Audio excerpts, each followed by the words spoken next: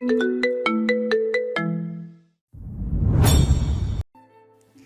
সাথে আমার কিছু জরুরি কথা আছে, সে কারণেই ডেকেছি তোকে। কি জরুরি কথা মা? রিদিতা, আমি তোর কিছু কথোপকথন শুনেছি। তুই এমন বলছিলি তুই শিবরুকে বিয়ে করেছিস আমার কারণে, তুই তাকে কখনো জামাই হিসেবে মানিস না আর কখনো মানবিও না। এছাড়া সময় ফুরাবার সাথে সাথে নাকি তুই তাকে ছুঁড়ে ফেলে দিবি ময়লার স্তূপের মধ্যে। কথাগুলো কি সত্যি নাকি?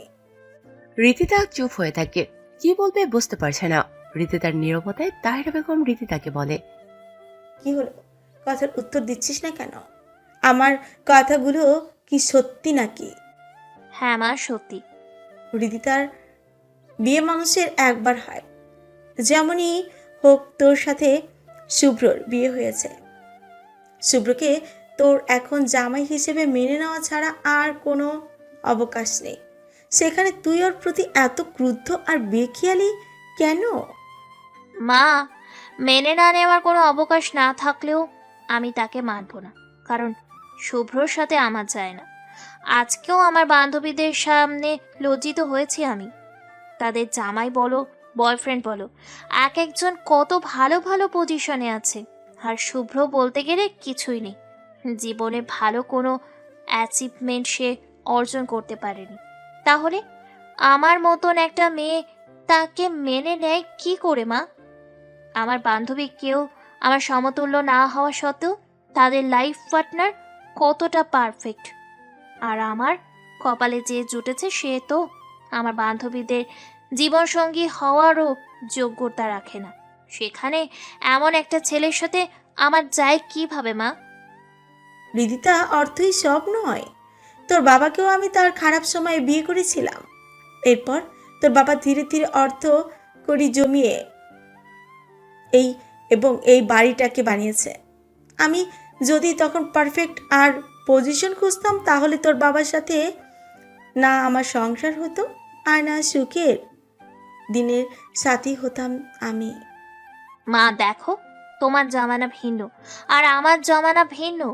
তোমার সেই পুরাতন জামানার কীর্তন আমাকে এখন শুনিয়ে লাভ নেই, কারণ আমি বর্তমানে একটা অবস্থানে আছি। 5-10টা মানুষের সাথে আমার ওঠা বসা করতে হয়। তারা যখন আমার ব্যক্তিগত জীবন সম্পর্কে জানতে পারবে, তখন তারা আমাকে নিয়ে উপহাস শুরু করবে, আর আমি তাদের কাছে হাসির পাত্র হয়ে যাব, যেটা আমি কখনোই চাই না। রীতিতা, যাদের চিন্তা ভাবনায় সমস্যা তারা অবশ্যই আবল তাবল চিন্তা ভাবনাই করবে, আর যাদের চিন্তা ভাবনা সুন্দর তারা কখনো তোকে নিয়ে উপহাস করবে না। উল্টো আরও মনে মনে বলবে তুই টাকা পয়সাকে প্রায়োরিটি না দিয়ে সাধারণ একজন মানুষকে বিয়ে করে সুন্দর মনে পরিচয় দিয়েছিস। সেই সাথে তোকে নিয়ে তাদের একটা ভালো ধারণা হবে। আরেকটা কথা, তুই যাকে ম্যানহোল বা আবর্জনার ভূমি বলে মনে করছিস, মাথা রাখিস সেই আবর্জনার ভূমি খোদাই করলে কিন্তু সেটার নিচ থেকে স্বর্ণের খনিও বেরিয়ে আসতে পারে, অথবা সে আবর্জনার নিচে কিন্তু স্বর্ণের পাহাড়ও লুকিয়ে থাকতে পারে। অতএব যা করবি ভেবে চিন্তে করিস। আমার উপরে যদি তোর আস্থা থাকে তাহলে মাথায় রাখিস, আমি তোর জন্য রূপা নয় হীরা খুঁজে বের করেছি। তাই আবারও বলছি, ভেবে চিনতে করিস সব কিছু। মা দেখো, আমার এই ব্যাপার নিয়ে কথা বলতে ভালো লাগছে না, প্লিজ ছাড়ো এই বিষয়টা। ঠিক আছে, সবার সাথে গিয়ে আড্ডা দিই। আমি একটু পরে সবার জন্য খাবার লাগাচ্ছি ডাইনিংয়ে। আচ্ছা। রীতিতা চলে যায়। তাহিরা বেগমও নিজের কাজে চলে যান। তবে তাহিরা বেগমের মনে যেন মেয়েকে নিয়ে আফসোসের শেষ নেই। হাতে ধরে রীতিতা নিজের সুন্দর জীবনটা কখন যে তছনছ করে দেয় সেই দুশ্চিন্তায় তাহিরা বেগমের মাথায় বিদ্যমান। মেয়ের জন্য সুদর্শন আর ভালো একজন ছেলে নির্বাচন করেছেন তিনি, কিন্তু মেয়ের তাতে বিরাট আপত্তি। তিনার মেয়ের কাছে যেন পেশাটাই বিরাট কিছু।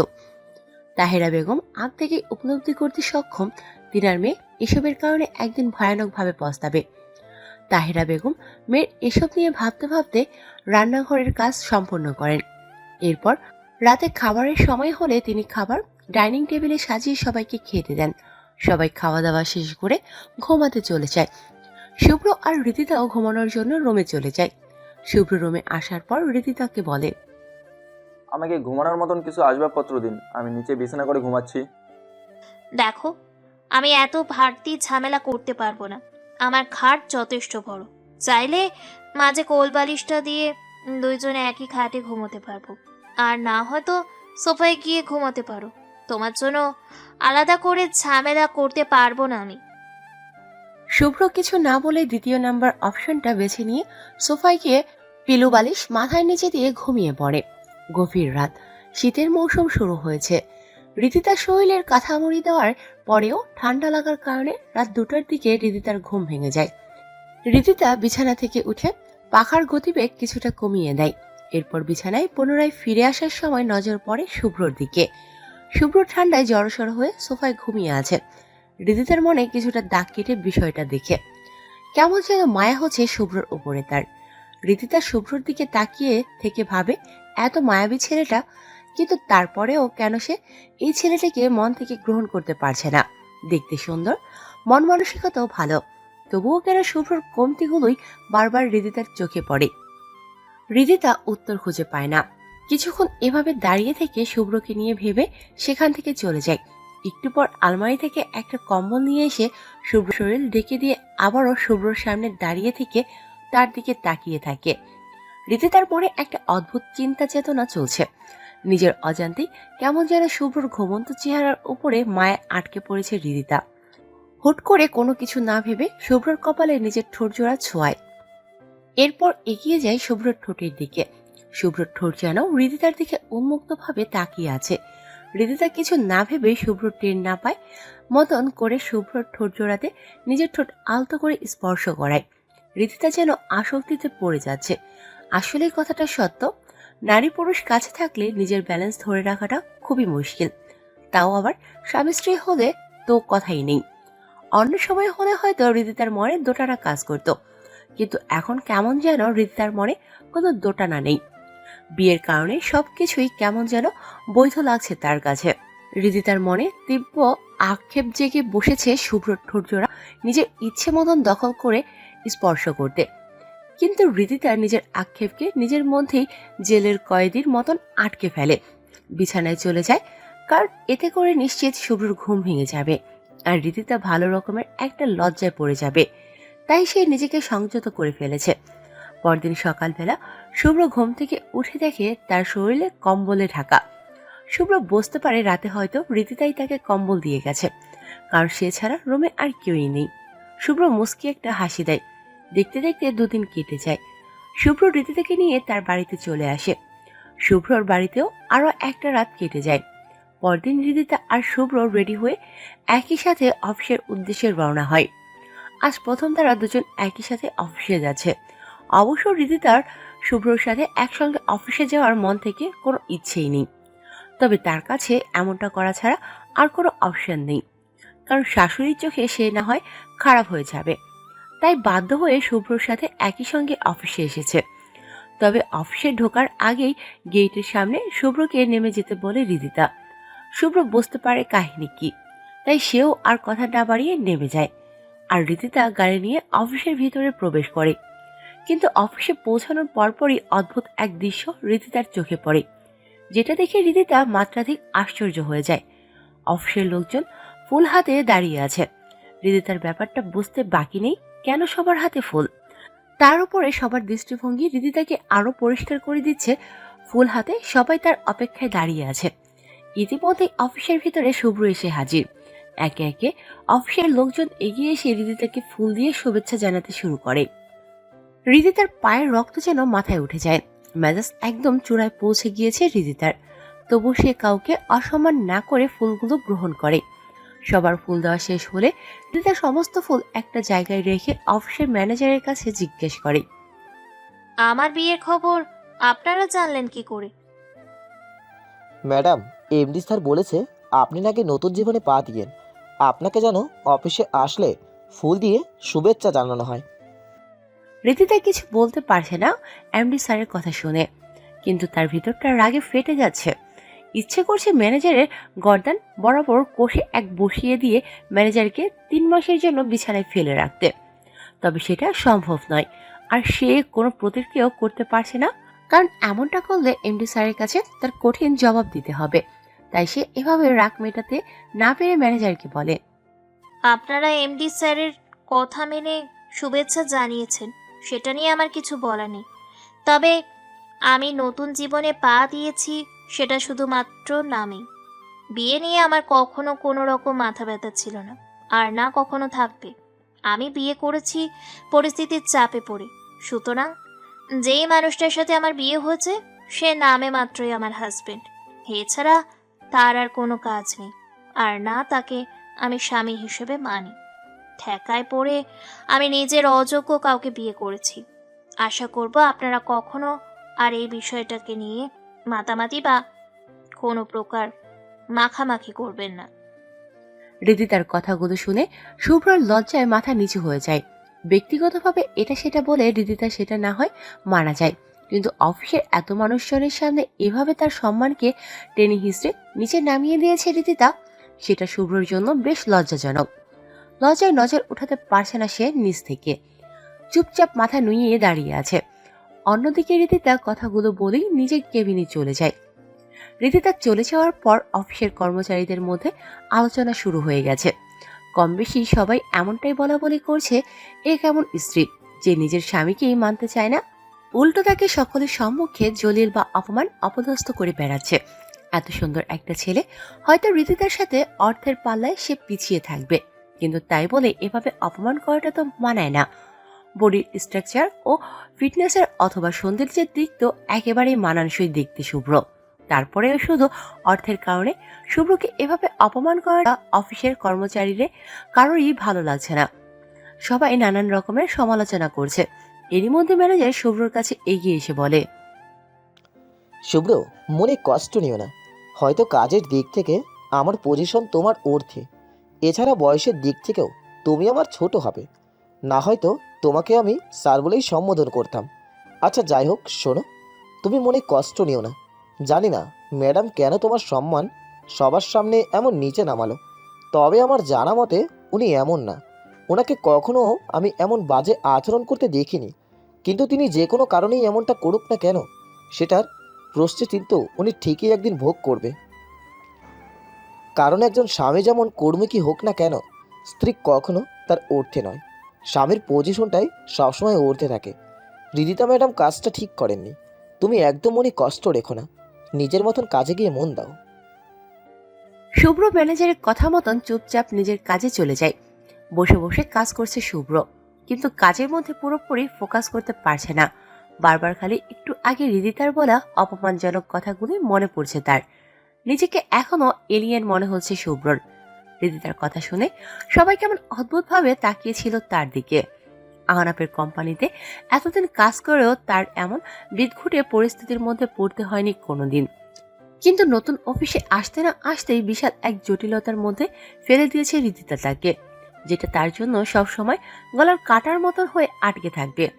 শুভ্র এখনো ভেবে পাচ্ছে না রিদিতা হুট করেই অতিমাত্রায় ভালো হয়ে যায়, আবার হুট করেই এমন জঘন্য আচরণ কিভাবে করে তার সাথে। এই তো 2-3 দিন আগেও মেলার মধ্যে কত সুন্দরভাবে মিশেছে সে, অথচ সেই রিদিতাই আজকে তার ইজ্জত সকলের সামনে নিলামে উঠিয়েছে। শুভ্র মাথার মধ্যে এসব চিন্তাধারা নিয়ে কাজ করতে থাকে। বিকেলে অফিস ছুটি হলে শুভ্র নিজের মতন অফিস থেকে বেরিয়ে যায়, কিন্তু অফিস থেকে বের হওয়ার পরপরই দেখে রিদিতা গাড়ি নিয়ে অফিসের গেটে তার জন্য অপেক্ষা করছে। শুভ্র পাশ কাটিয়ে ব্যাপারটা দেখেও না দেখার ভান করে এড়িয়ে যেতে নিলে রিদিতার ডাক পড়ে, এই শুভ, কোথায় যাচ্ছ তুমি? গাড়িতে এসে বসো। ধন্যবাদ, আমি চলে যেতে পারবো। চলে যেতে পারবে মানে? গাড়ি থাকতে তুমি অন্য কিছুতে করে কেন যাবে? সেটা আপনার না জানলেও চলবে, আপনি আপনার মতন চলে যান। দেখো শুভ, অযথা প্যাচাল করতে ভালো লাগছে না, গাড়িতে এসে বসো।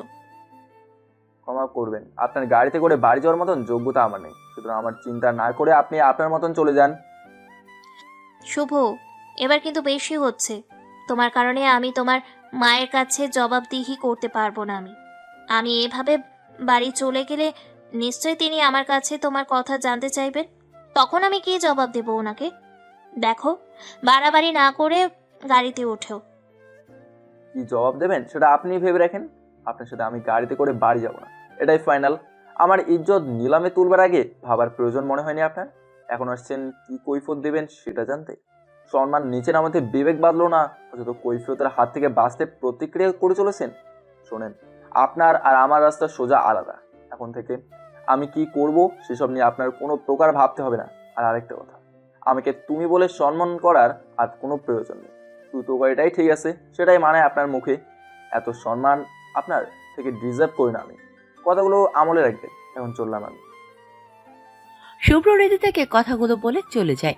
রিদিতার সাথে সাথে গাড়ি থেকে নেমে পেছন থেকে শুভ্রর সামনে গিয়ে শুভ্রর পথ আটকে বলে, শুভ, কাজটা কিন্তু ঠিক করছো না তুমি। গাড়িতে চলো আমার সাথে। ঠিক বেঠিক আমার আগে আপনার জানা উচিত। রাস্তা ছাড়ুন আপনি। আমি আগেই আপনার সাথে বলেছি যাব না সোজা বাংলায়। অযথা আমায় জোর করে কোনো ফায়দা নেই আপনার। তাহলে আমিও রাস্তা ছাড়বো না, তোমাকে আমার সাথেই যেতে হবে। আমি কোনোভাবেই চাচ্ছি না তোমার মায়ের কাছে ছোট হতে। দেখুন, বাড়াবাড়ি কিন্তু মানুষের মঙ্গল বয়ে আনে না। যে রাস্তা ছেড়ে দিয়ে নিজের কাজে যান। শুভ, আমার মেজাজ সম্পর্কে কিন্তু তুমি ভালো করেই অবগত। আমি তোমাকে নিয়ে যাব বলেই তোমার সামনে এসে দাঁড়িয়েছি। অতএব তোমায় না নিয়ে আমি যাচ্ছি না। রাস্তা ছাড়বেন না তাহলে? না, ছাড়বো না। শুভ্রর নিজেকে দমিয়ে রাখা এবার অসাধ্য হয়ে দাঁড়িয়েছে। শুভ্র কোনো দিকে না তাকিয়ে প্রচন্ড জোরে কষে একটা থাপ্পড় বসিয়ে দেয় রিদিতার গালে। রিদিতা মোটেও প্রস্তুত ছিল না শুভ্রর এমন আচরণের জন্য। রিদিতার মনে হচ্ছে শুভ্র নয়, তার গালে যেন কোনো দানব থাপ্পড় দিয়েছে। থাপ্পড়ের টাল সামলাতে না পেরে রিদিতা মাটিতে বসে পড়ে। জেদ দেখানোর কঠিন পরিণতি রিদিতার হাড়ে হাড়ে টের পেয়ে গেছে।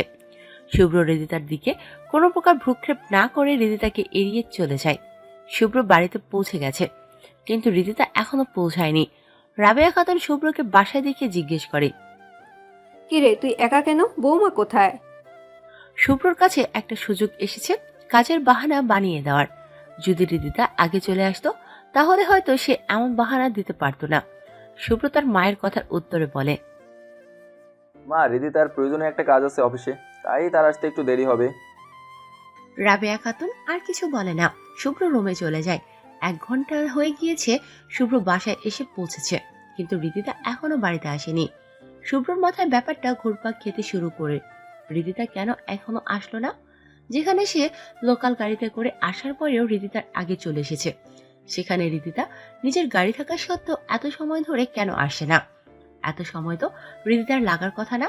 শুভ্র এসব কথা ভাবতে ভাবতেই রিদিতা বাড়িতে এসে পৌঁছায়। রিদিতার মাথায় একটাই প্রশ্ন, সে শুভ্রর মাকে কি বলবে? অস্থিরতা নিয়ে বাড়িতে প্রবেশ করে রিদিতা, কিন্তু রাবেয়া খাতুন তাকে কিছুই জিজ্ঞেস করে না। উল্টো আরো বলে, ফ্রেশ হয়ে নিতে জলদি আসো। রিদিতা যেন এবারেও মতন বেঁচে যায়। অবশ্য সে বাঁচেনি। শুভ্র তার মাকে আগ থেকে মিথ্যে বাহানা শুনিয়ে রাখার কারণে রিদিতা বেঁচে গিয়েছে। রিদিতা যদি শুভ্রর আগে পৌঁছাতো তাহলে হয়তো কৈফিয়তটা তাকেই দিতে হতো। রিদিতার রুমে চলে আসে। শুভ্র ফ্রেশ হয়ে খাটে বসে আছে। রিদিতার রুমে এসে শুভ্রর সাথে কোনো প্রকার কথাবার্তা না বলে ফ্রেশ হয়ে কাপড় নিয়ে ওয়াশরুমে চলে যায়। কিছুক্ষণ পর ফ্রেশ হয়ে বেরিয়ে আসলে শুভ্রর নজর পড়ে রিদিতার গালের দিকে। শুভ্র দেখে রিদিতার গালে ধবধবে সাদা চামড়ায় আঙুলের দাগ বসে আছে। শুভ্র রিদিতাকে ডাক দিয়ে বলে, এই যে একটু এদিকে আসেন। রিদিতা চুপচাপ শুভ্রর ডাকে সাড়া দিয়ে এগিয়ে যায়। থাপ্পড়ের প্রভাবটা যেন এখনো রিদিতার মধ্যে রয়ে গেছে। না হয়তো এত ভদ্র স্বভাবের মানুষ রিদিতা নয়। রিদিতার কাছে যাওয়ার পর শুভ্র গালের মধ্যে থাকা আঙ্গুলের ছাপ আরো স্পষ্টভাবে দেখতে পায়। শুভ্রর খারাপ লাগে ব্যাপারটা। হয়তো তখন সে নিজের রাগকে কন্ট্রোল করতে পারেনি, কিন্তু একটা নারীকে, তাও আবার যে কিনা তার স্ত্রী, তাকে সে রাস্তার মধ্যে খোলামেলা ভাবে থাপ্পড় মেরে কাজটা হয়তো ঠিক করেনি। হ্যাঁ, রিদিতার মতন মানুষের জন্য সহানুভূতি দেখানো উচিত নয়। তারপরেও রিদিতার মতন মেন্টালির শুভ্র নয়। কখনো কিছু করার আগে সে ভেবেচিন্তে সবটা করে। শুভ্রর মধ্যে অন্যরকম একটা খারাপ লাগা কাজ করছে, যে কারণে সে কোনো কিছু না ভেবেই রিদিতার গালে অজানা এক ভালোবাসা থেকে হাত ছুঁয়ে দেয়। রিদিতা চুপ করে দাঁড়িয়ে আছে। শুভ্র হাত দিয়ে কিছুটা সময় রিদিতার গালে ছুঁয়ে দিয়ে পরবর্তীতে ঠোঁটজোড়া এগিয়ে নিয়ে রিদিতার গালে বসে থাকা হাতের ছাপগুলোতে চুমু এঁকে দেয়। শুভ্র বর্তমান ভিতরগত অনুভূতি সে যেন কাউকে বলে বোঝানোর ভাষা রাখে না। শুভ্র আফসোস নিয়ে ভাবে, এই যে এত সুন্দর অনুভূতিগুলোর কদর যদি রিদিতা করত, অথবা সে যদি অনুভূতিগুলো বুঝে মিলে থাকার চেষ্টা করত, তাহলে কতই না সুন্দর হতো। অপরদিকে শুভ্রর আচরণে রিদিতা মনে মনে ভাবে, আমাকে মেরে গাল লাল করে দিয়ে এখন আদর করা হচ্ছে তোর। যতই আদর করিস বা কাছে টেনে নিয়ে সবটা ভোলানোর চেষ্টা করিস, আমি আজকের আচরণের কথা কখনোই ভুলবো না। আজকের এই আচরণের জন্য তোকে অনেক বড় মাসুল দিতে হবে। এমন ঘূর্ণিঝড় আমি তুলবো আজকের আচরণের জন্য, যেটা কবলে পড়া মাত্রই তোর জীবন একদম মার্ডার হয়ে যাবে। সেই দিন বুঝবি আমাকে খ্যাপানোর ফলটা কতটা ভয়ানক হয়েছে তোর জন্য। রিদিতা মনে মনে শুভ্রর করা আচরণের জন্য প্রতিশোধ নেওয়ার পরিকল্পনা সাজাচ্ছে। অন্যদিকে শুভ্র রিদিতার গালে বসে থাকা হাতের ছাপগুলোর মধ্যে চুমো এঁকে দিয়ে বলে, দেখুন, যা হয়েছে ভুলে যান। আসলে রাগটা কন্ট্রোল করতে পারেনি ওই সময়। আপনি সবার সামনে আমার সম্মানে আঘাত করাটা বেশ অপমানজনক লেগেছে আমার কাছে, তাই ওই রকমটা করে ফেলেছি। না হয়তো কখনোই অন্তত রাস্তার মাঝে এতটা বাজে আচরণ করার কথা মাথায় আনতাম না। যাই হোক, পরে যেহেতু ফেলেছি তাই ভালোবাসা দিয়ে সেটার মাসুল দেওয়ার চেষ্টা করলাম। হয়তো আপনার কাছে আমার এই আচরণটাও পছন্দ হবে না, কিন্তু আমার কাছে মনে হয়েছে আপনাকে কাছে টেনে নিয়ে ভালোবাসা দিয়ে সবটা ভুলে দেওয়ার চেষ্টা করি। সে কারণেই আসলে আপনাকে কাছে টেনে নেওয়া। ক্ষমা করে দেবেন আমাকে। রিদিতা কোনো উত্তর না দিয়ে আয়নার সামনে চলে যায়। রিদিতার কাছে শুভ্র স্পর্শ করার বিষয়টা মোটেও কেন জানি খারাপ লাগেনি। শুভ্র যদি আরো ঘনিষ্ঠভাবে স্পর্শ করত, তখনও যেন ব্যাপারটা রিদিতার কাছে খারাপ লাগতো না। কারণ শুভ্র চাইলে এভাবে স্পর্শ নয়, জোর করে আরো বহু কিছুই করতে পারে। সেখানে শুভ্র সবসময় নিজেকে সংযত রাখে, নিজ থেকে রিদিতার কাছ থেকে সরে থাকে। শুভ্রর এই পার্সোনালিটিটা রিদিতার মোটামুটি পছন্দ, তাই রিদিতার ব্যাপারটা নিয়ে তেমন কোনো মাথা ব্যথা নেই। তার মাথা ব্যথা একটাই, তাকে থাপ্পড় মেরেছে শুভ্র, তাও আবার রাস্তার মাঝে। রিদিতা এই বিষয়টাতে কখনোই শুভ্রকে ছাড় দেবে না। আয়নার সামনে দাঁড়িয়ে দেখে গালের মধ্যে লাল হয়ে হাতের ছাপ বসে আছে, তবে অনেকটা কমে গিয়েছে হাতের ছাপ আগের থেকেও। কিন্তু তিক্ত ভঙ্গিমায় গোসল করে আসার পর রিদিতা যেসব ক্রিম ব্যবহার করে সেসব লাগিয়ে রুম থেকে বেরিয়ে চলে যায়। নাস্তা করার জন্য রিদিতা বের হওয়ার কিছুক্ষণ পর শুভ্র রুম থেকে বের হয়। নাস্তা করতে বসেছে সবাই মিলে। রাবেয়া খাতুন শুভ্র আর রিদিতার সাথে নাস্তা করতে করতে গল্প সল্প করছে। রিদিতাও স্বাভাবিকভাবে আচরণ করে। ভিতরে জমে থাকা রাগটা সে শুভ্রর মাকে বসতেও দেয় না। রাতের বেলায় শুভ্র আর রিদিতা ঘুমানোর জন্য এসেছে রুমে। শুভ্র খেয়াল করে রিদিতার রুমে আসার সাথে সাথেই গম্ভীর হয়ে গেছে, তাই সে রিদিতাকে বলে, আপনি আমার উপরে এখনো রেগে আছেন, তাই না? দেখো, তোমার এত প্রশ্নের উত্তর আমার কাছে নেই, আর থাকলেও সেই সব আমি দিতে চাচ্ছি না। আমি আমার মতো থাকতে চাচ্ছি। দেখুন, প্রশ্নের উত্তর দিতে না চাইলে আমি জোর খাটাবো না, আর সাধ্যও নেই সেটা আমার। তবে আপনার গম্ভীর চেহারা আমাকে এক প্রকার কষ্ট দিচ্ছে। তো আমি কি করব? না মানে বিষয়টা ভুলে যাওয়া যায় না। দেখো, আগেই বলেছি আমি কিছু বলতে চাচ্ছি না। অতএব এসব আজাইরা আলা বন্ধ করে নিজের কাজ করো। আজাইরা না আপনি স্বাভাবিক হন, তাহলে আমি চুপ হয়ে যাব। অদ্ভুত তো, এত বেহায়াপনা করছো কি কারণে? বেহায়াপনা করছি মানে? এখানে বেহায়াপনা করার কি হলো? বেহায়াপনা করছো মানে বেহায়াপনা করছো। আমি বারবার বলছি আমি কিছু বলতে চাচ্ছি না, এরপরেও তুমি বেহায়ার মতো প্রসঙ্গটা নিয়ে টানাটানি করছো কি কারণে? ভালো সাজতে চাচ্ছ নাকি আমার কাছে? শোনো, এমন চিন্তা ভাবনা থাকলে সেটা কখনোই তুমি হতে পারবে না, আর হলেও সেটা কোনো কাজে আসবে না, কারণ তোমার কোনো ক্লাস নেই। সে কারণে তুমি যাই করো না কেন কোনো ফায়দা হবে না। তাই বলছি, আজাইরা বকাবকি বন্ধ করে নিজের কাজ করো, আর আমাকেও ঘুমোতে দাও। শুভ্রর মুখে আঠা লেগে যায় রিদিতার কথায়। বেচারাকে শুরুতে রিদিতাই অপমান করলো, এরপরেও সেসব না ভেবে রিদিতাকে স্বাভাবিক করার চেষ্টা চালিয়েছে। কিন্তু পরিশেষে রিদিতা তাকে আবারও সেই অপমানটাই করলো।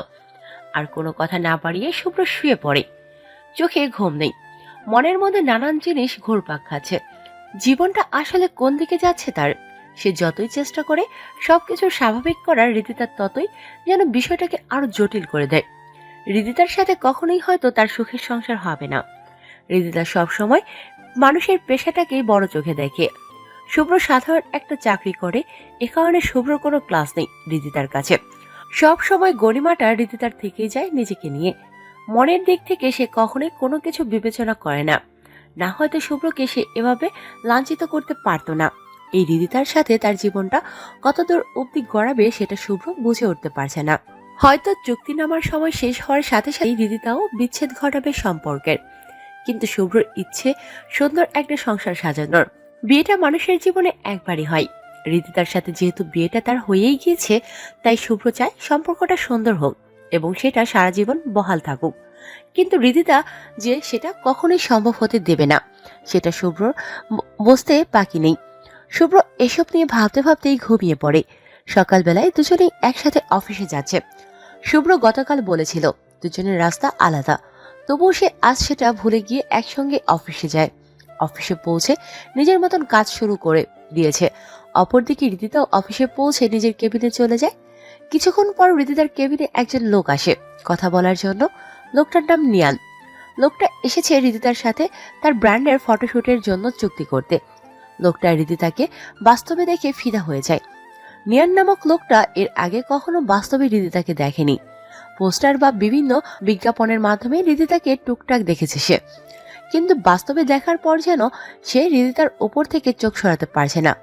মনের মধ্যে বিশাল মানের একটা আক্ষেপ তৈরি হয়েছে রিদিতাকে নিয়ে। তবে সে সেটা রিদিতাকে বুঝতে না দিয়ে বলে।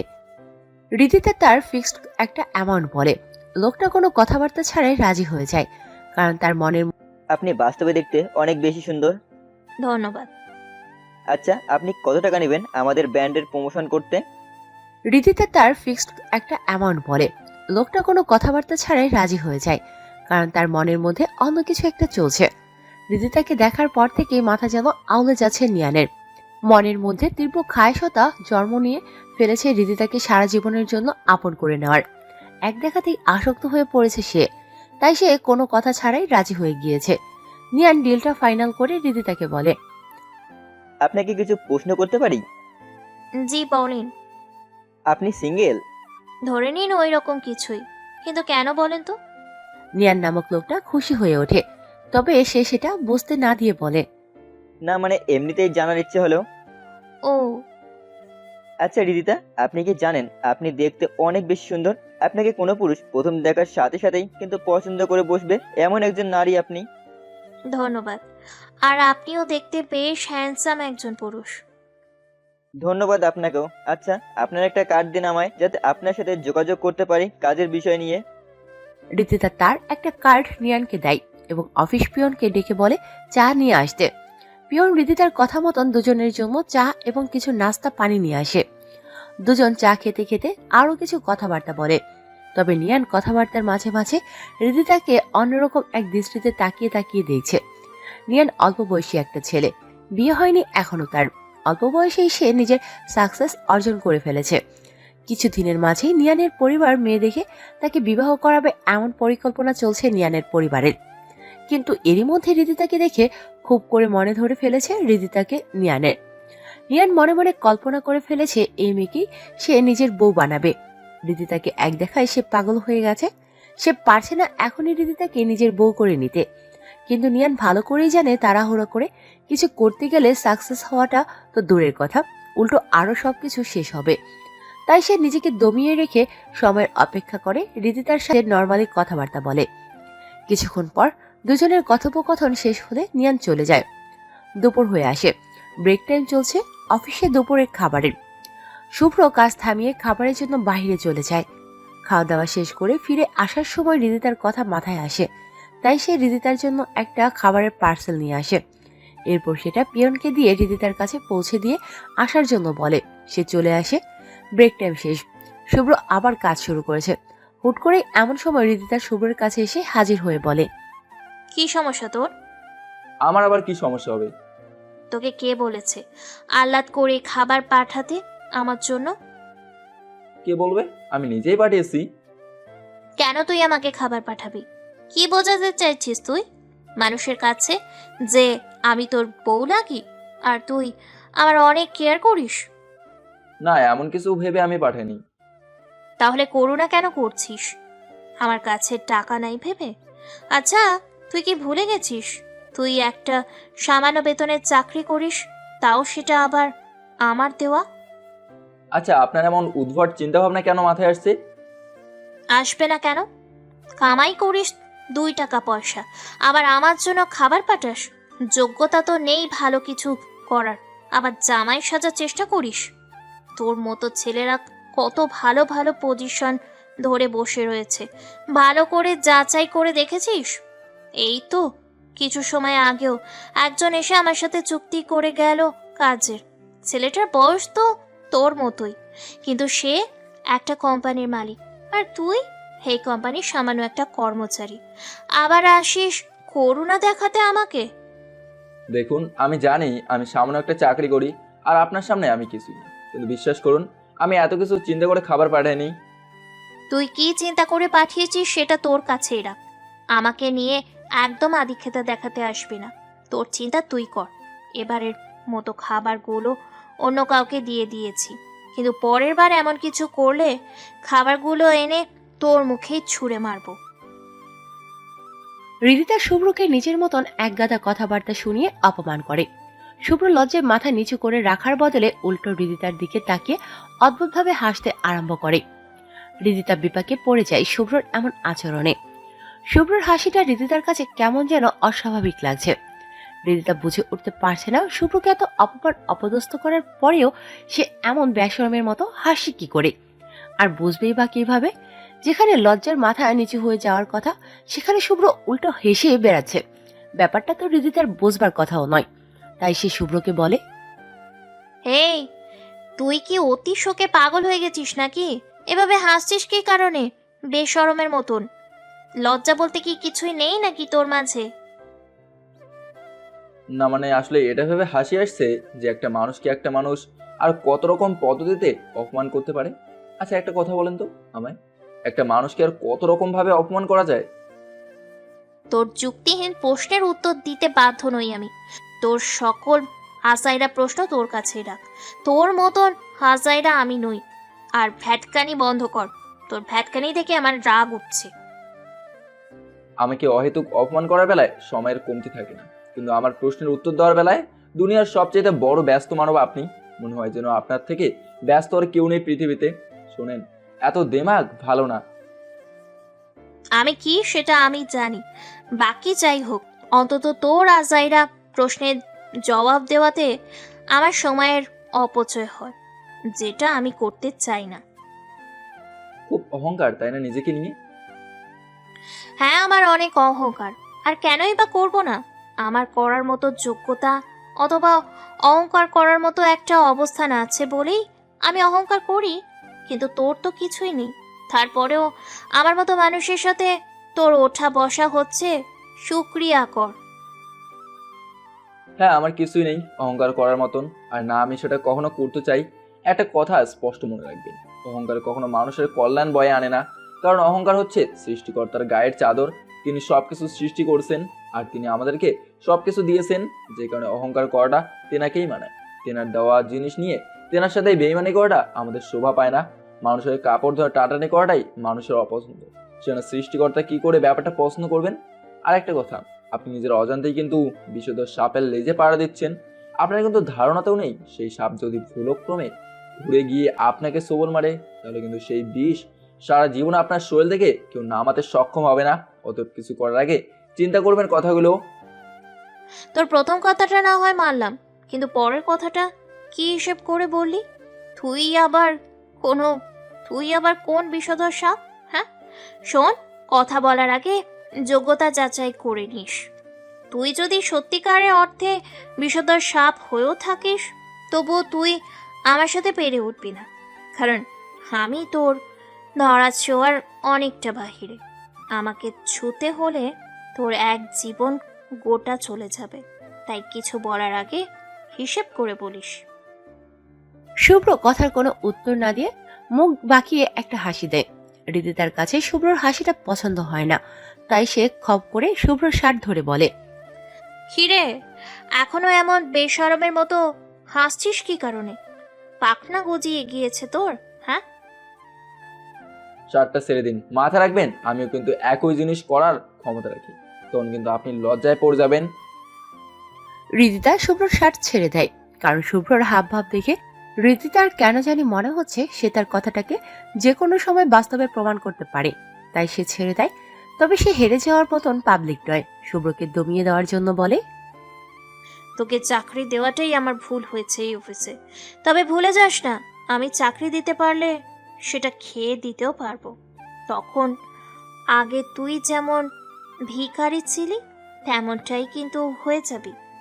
আমার সাহায্যে চাকরি নিয়ে আমার সাথে বড় গলায় কথা বলার ফল তখন তুই পেয়ে যাবি। শোনেন, আমার আপনার এই চাকরি নিয়ে কোনো মাথা ব্যথা ছিল না। আপনি নিজে সেদেই আমাকে চাকরি দিয়েছেন এখানে, তাও আবার সেটা নিজের স্বার্থের জন্য।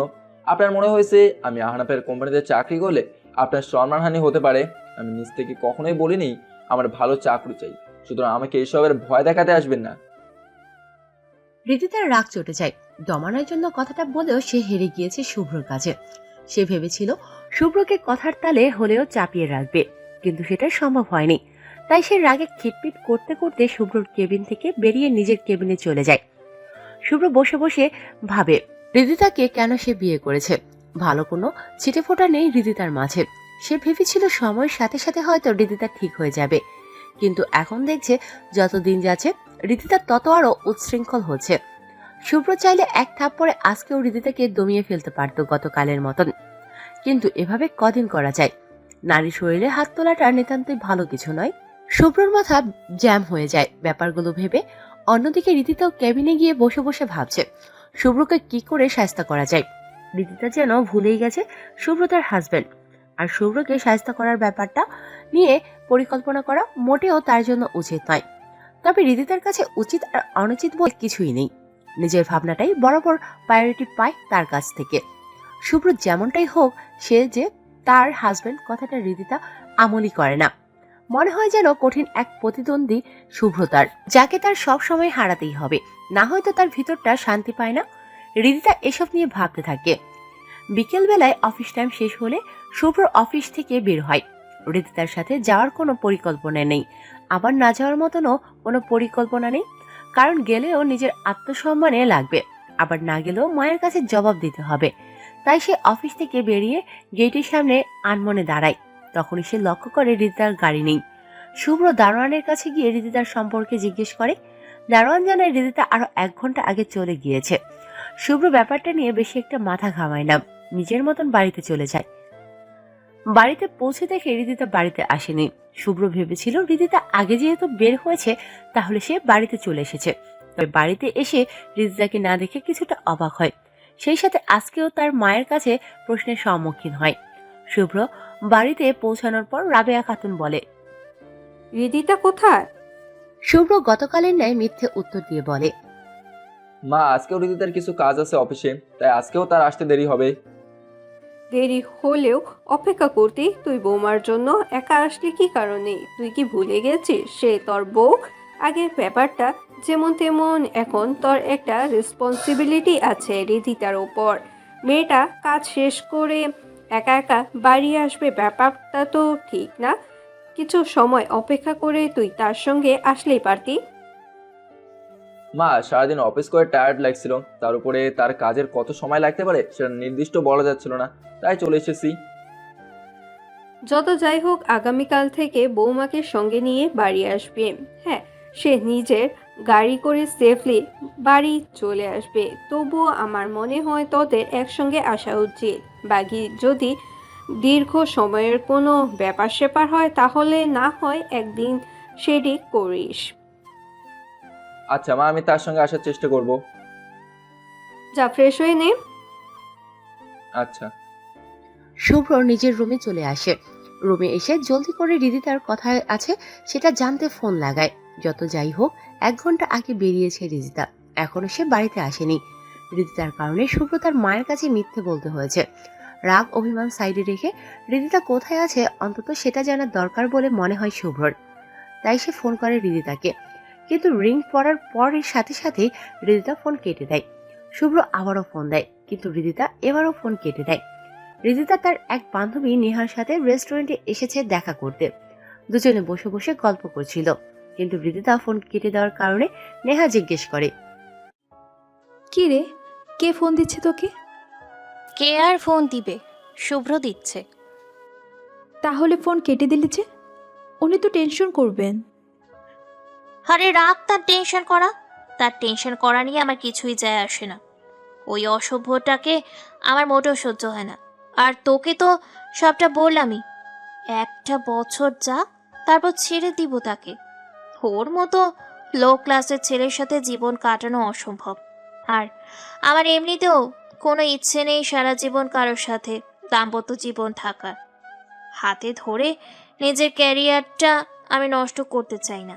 আমার ক্যারিয়ার লিড করতে হলে যথেষ্ট পরিমাণ ফ্রিডম দরকার আমার, যেটা দাম্পত্য জীবন থাকলে কখনোই আমি পারবো না। আচ্ছা, বুঝলাম, কিন্তু যার সাথে তোর বিয়ে হয়েছে তাকে তো দেখাই হলো না। তোর কাছে ছবি থাকলে দেখাতো তোর হাজবেন্ডকে। দাঁড়া, দেখাচ্ছি। হৃদিতা ফোন থেকে শুভ্রর একটা ছবি বের করে নেহাকে দেখায়। নেহা হৃদিতার দেখানো ছবিটার দিকে তাকাতেই যেন তার চোখ ঝাপসা হয়ে যায়। নেহার সাথে সাথে ভালো করে চোখ কষলে আবারও ছবিটা দেখে। তার মনে হয়েছে সে হয়তো প্রথমবার কিছু ভুল দেখছে, কিন্তু দ্বিতীয়বার ছবিটার দিকে ভালো করে তাকাতেই নেহার হিসাব নিকেশে কেমন যেন বড় ধরনের একটা গড়বড় হয়ে যায়। নেহা সঙ্গে সঙ্গে হৃদিতার কাছে প্রশ্ন করে, এটা কে হৃদিতা? এটা কে মানে? তুই কাকে দেখতে চেয়েছিস? তোর হাজবেন্ডকে। আমি তো তাকেই দেখিয়েছি। এটাই সেই অসভ্য যার সাথে আমার বিয়ে হয়েছে। তুই শিওর তো হৃদিতা এইটাই তোর হাজবেন্ড? মানে কি নেহা? আমার সাথে এই অসভ্যের বিয়ে হয়েছে, আমি তাকে নিয়ে শিওর থাকবো না তো কাকে নিয়ে শিওর থাকবো? এসব কি ধরনের কথাবার্তা বলছিস তুই?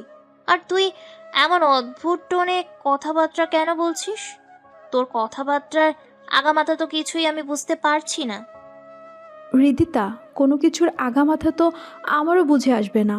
সমস্ত হিসেব কেমন যেন গোলমেলে হয়ে যাচ্ছে।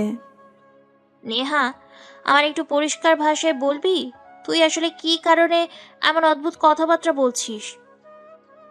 হৃদিতা, আমি একবার তোর ওই শুভ্রকে শিল্পপতিদের একটা পার্টিতে দেখেছি, যে পার্টিতে দেশের নামকরা বড় বড় বিজনেসম্যান বা শিল্পপতিরাই শুধু ইনভাইটেড থাকে। কোনো সাধারণ মানুষ সেই পার্টিতে প্রবেশ করার অনুমতি ছিল না। এমনকি কেউ ইনভিটেশন ছাড়া সাহসও করবে না সেই পার্টিতে গার্ডদের চোখ ফাঁকি দিয়ে ভিতরে প্রবেশ করার। সিকিউরিটি ছিল প্রবেশ মুখে। পার্টিতে প্রবেশ করার পূর্বে শিল্পপতিদের ও ইনভাইটেশন কার্ড দেখিয়ে ভিতরে প্রবেশ করতে হয়েছে। তুই তো জানিস আমি দেশের নামকরা একজন বিজনেসম্যান রহমান সাহেবের পার্সোনাল পিএ বা পার্সোনাল অ্যাসিস্ট্যান্ট। আমি তিনার সাথে পার্টিতে গিয়েছিলাম। তখন তোর এই শুভ্রকে আমি সেই পার্টিতে দেখেছি। যদি আমার মতো কন্ডিশনে সে ভিতরে যেত তাহলে না হয় বিষয়টা ভিন্ন ছিল, কিন্তু তোর শুভ্রর সাথে সবাই রেসপেক্টের সহিত কথা বলছিল। দেখে মনে হচ্ছিল যেন পার্টিতে থাকা টপ ক্লাস বিজনেসম্যানদের মধ্যে থেকে সে একজন। অন্যদের তুলনায় তাকে একটু বেশি রেসপেক্ট করা হচ্ছিল। এখন তোর কথা মতন যদি শুভ্র যদি তোর কোম্পানিতে ছোটোখাটো একটা পদে জব করে থাকে, তাহলে সে সেই শিল্পপতিদের পার্টিতে কী করছিল? আর কেনই বা সেই পার্টিতে থাকা বড় বড় বিজনেসম্যানরা তার সাথে সম্মানের সহিত কথা বলছিল? হৃদিতা চরম মাত্রায় আশ্চর্য হয়ে যায় নেহার কথা শুনে। সে কোনোভাবেই নেহার কথাকে বিশ্বাস করতে পারছে না, আর পারবেই বা কিভাবে? কম দিন তো হলো না শুভ্রকে সে চেনে। তার উপরে বিয়ে হওয়ার পর থেকে কম বেশি শুভ্রর সাথে তার ওঠা বসা। তার মতে নেহার কথাগুলো সত্যি হওয়ার কোনো ভাবেই অবকাশ নেই। যদি থাকতো তাহলে নিশ্চয়ই শুভ্র সাধারণ কোনো চাকরি করতো না, তাও আবার সেটা তারই দেওয়া। তাই সে নেহাকে বলে, নেহা, তোর কোথাও ভুল হচ্ছে। শুভ্রকে আমি কম সময় ধরে চিনি না। গল্পের মতো হুট করে একটা মানুষের জীবন পাল্টে যাওয়া এতটা সহজ নয়। হৃদিতা, আমি নিজেও কিছু বুঝতে পারছি না। আর আমি বলছি না তুই ভুল বলছিস। তুই তার সাথে থাকিস, তুই তার সম্পর্কে নিশ্চয়ই ভালোভাবে অবগত। তবে আমার মনে হয় না আমার এত বড় ভুল হওয়ার কথা। দেখ, ভুল না হওয়ার কথা হলেও আমার মনে হচ্ছে তোর ভুল হচ্ছে। এতদিন ধরে একটা মানুষকে চিনি, অথচ যার সম্পর্কে জানবো না, এমনটা হওয়া তো প্রশ্নই আসে না। আর যদি হয়েও থাকতো, তাহলে নিশ্চয়ই আমি কোনো না কোনোভাবে টের পেতাম। শুভ্র এত নামি দামি ডুপ্লেক্স বাড়িতে থাকে না, আর সে চলাফেরা করে সাধারণ একটা বাইকে। তার চাল চলনে অন্তত কিছুটা আমি টের পেতাম। আমি নিশ্চিত তোর ভুল হচ্ছে। রিদিতা, হয়তো তুই ঠিক কথাই বলছিস, আমার হয়তো কোথাও ভুল হচ্ছে। তবে আমার ভিতরে কেমন একটা খোট রয়ে গেছে। আচ্ছা, যাই হোক, ছাড় সেসব কথা। এখন ওঠা যাক, অনেক সময় হলো তোর সাথে বাইরে আড্ডা দিচ্ছি, এখন বাড়ি যেতে হবে আমার। আচ্ছা ঠিক আছে, আমারও যেতে হবে। এমনিতেই অসভ্যটার সাথে বাড়িতে যাইনি, জানি না বাড়িতে গেলে শাশুড়ির কোন প্রশ্নের মুখে পড়ি আমি। আরে টেনশন নিস না, কিছুই বলবে না। আর সাবধানে যাস বাড়িতে। আচ্ছা ঠিক আছে, চললাম। তুইও সাবধানে যাস বাড়িতে। দুজন দুই গন্তব্যের জন্য চলে যায়। রিদিতা এসে বাড়িতে পৌঁছায়। রিদিতার আগমনে রাবেয়া খাতুন দরজা খোলে। রিদিতা কিছুটা চিন্তিত, রাবেয়া খাতুন দেরি হওয়ার প্রসঙ্গ নিয়ে কোনো প্রশ্ন করলে কি উত্তর দেবে, কিন্তু রাবেয়া খাতুন কোনো প্রকার প্রশ্ন না করে বলে, বৌমা, শুভ্র বলেছে তোমার নাকি আজকেও দেরি হবে, কিন্তু বৌমা তুমি একা যাতায়াত করো সেটা আমি চাচ্ছি না। তোমার কাজ থাকলে কিছু সময় শুভ্র তোমার জন্য দরকার হয় অপেক্ষা করবে। তবে তোমরা দুজন একই সাথে বাড়িতে আসবে। অবশ্য তুমি আগে একাই যাতায়াত করেছো, তবে তোমার বর্তমানটা ভিন্ন। তুমি আর শুভ্র স্বামী স্ত্রী, দুজনে একসাথে যাতায়াত করলে মহাব্বতটা আরও বাড়বে, আর বিষয়টা দেখতেও সুন্দর। দুজন তো একই বাড়িতেই আসবে, অত সব একসাথে যাতায়াত করলে আমি খুশি হব। আর তুমি চেষ্টা করবে অফিস ছুটি হওয়ার পর কোনো কাজ না রাখতে, কারণ দুজনেই অফিস করে ক্লান্ত থাকো। ক্লান্ত শরীর নিয়ে শুভ্র তোমার জন্য দীর্ঘক্ষণ অপেক্ষা করাটা হয়তো তার জন্য কষ্টের হবে। তাই বেশি দেরি না করে দুজন একসাথে চলে আসবে। ঠিক আছে আম্মু, আগামীকাল থেকে একসাথে আসবো। যাও, তুমি গিয়ে ফ্রেশ হয়ে নাও। শুভ্র হয়তো আগে এসে ফ্রেশ হয়ে নিয়েছে। আচ্ছা। রিদিতার রুমে চলে যায়। শুভ্র বারান্দায় দাঁড়িয়ে দাঁড়িয়ে কার সাথে যেন ফোনে কথা বলছিল, কিন্তু রিদিতার উপস্থিতি টের পাওয়া সে কলটা কেটে দেয়। রিদিতাও ব্যাপারটা বুঝতে পারে, তবে সে কিছু না বলে ফ্রেশ হতে চলে যায়। শুভ্র কল কেটে বারান্দাতেই দাঁড়িয়ে আছে। কিছুক্ষণ পর রিদিতা ওয়াশরুম থেকে ফ্রেশ হয়ে বেরিয়ে ভেজা কাপড় হাতে বারান্দায় চলে যায় সেসব শুকাতে দেওয়ার জন্য। শুভ্র রিদিতাকে দেখেও চুপ করে দাঁড়িয়ে আছে। রিদিতা কাপড় নেড়ে দেওয়ায় শেষ করে শুভ্রকে বলে, ধন্যবাদ আমাকে প্রশ্নের হাত থেকে বাঁচানোর জন্য। আমাকে ধন্যবাদ দেওয়ার প্রয়োজন নেই, আগামী থেকে সচেতন থাকলেই হবে। পরপর 2 দিন মিথ্যা বলতে হয়েছে আপনার কারণে মায়ের কাছে, যেটা আমার মোটেও পছন্দ না। আমি কখনোই মায়ের সাথে মিথ্যা বলি না, বিষয়টা খেয়াল রাখবেন সামনে থেকে। ঠিক আছে, খেয়াল রাখবো। আচ্ছা, একটু আগে দেখলাম আমি রুমে ঢোকা মাত্রই তুমি তাড়াতাড়ি করে কল কেটে দিলে। কার সাথে কথা বলছিলে তুমি? তেমন কেউ না। ও আচ্ছা, চলো ডাইনিংয়ে যাই।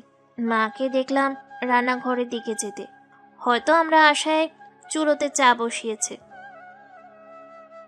চলেন। দুজন নাস্তা করতে চলে যায়। তবে রিদিতার মনে কিছুটা খটকা লাগে শুভ্রকে নিয়ে। তেমন কেউ না হলে শুভ্র কল কাটলো কি কারণে, তবে সে সেটা প্রকাশ করে না। নাস্তা করছে প্রতিদিনের ন্যায় 3 জনে বসে।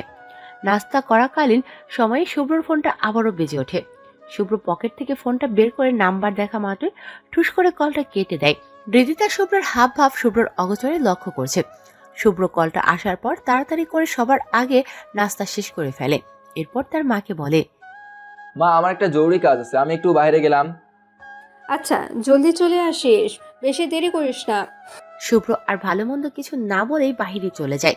এদিকে রিদিতার মনের মধ্যে থাকা খটকা যেন আরো বেড়ে যায়। প্রথমে শুভ্র তাকে দেখে ফোন রেখে দিল, এখন আবার কল আসা মাত্রই তাড়াহুড়ো করে নাস্তা শেষ করে বাহিরে চলে গেল। রিদিতা কোনোভাবে চায় না শুভ্রর কোনো কিছু নিয়ে মাথা ঘামাবে, যেখানে সে শুভ্রকে মন থেকে মানেই না, সেখানে তার বিষয় নিয়ে মাথা ঘামানোর মতন প্রয়োজনটাও রিদিতার মনে করে না। কিন্তু শুভ্রর আচরণের কারণে রিদিতার তাকে নিয়ে মাথা ঘামাতে বাধ্য হয়েছে। রিদিতার নাস্তা করে কিছুক্ষণ শুভ্রর মায়ের সাথে থেকে নিজের রুমে চলে আসে। মাথার মধ্যে এখনো শুভ্রর বিষয় নিয়ে ঘুরপাক খাচ্ছে। রুমে বসে বসে শুভ্রর বিষয় নিয়ে ভাবছে। রাত 9টার দিকে শুভ্র বাড়িতে ফিরে আসে। শুভ্র রুমে আসার পর রিদিতা শুভ্রকে বলে, এমন তড়িঘড়ি করে নাস্তা শেষ করে কোথায় গিয়েছিল? আমার বিষয় নিয়ে আপনার মাথা না ঘামালেও চলবে।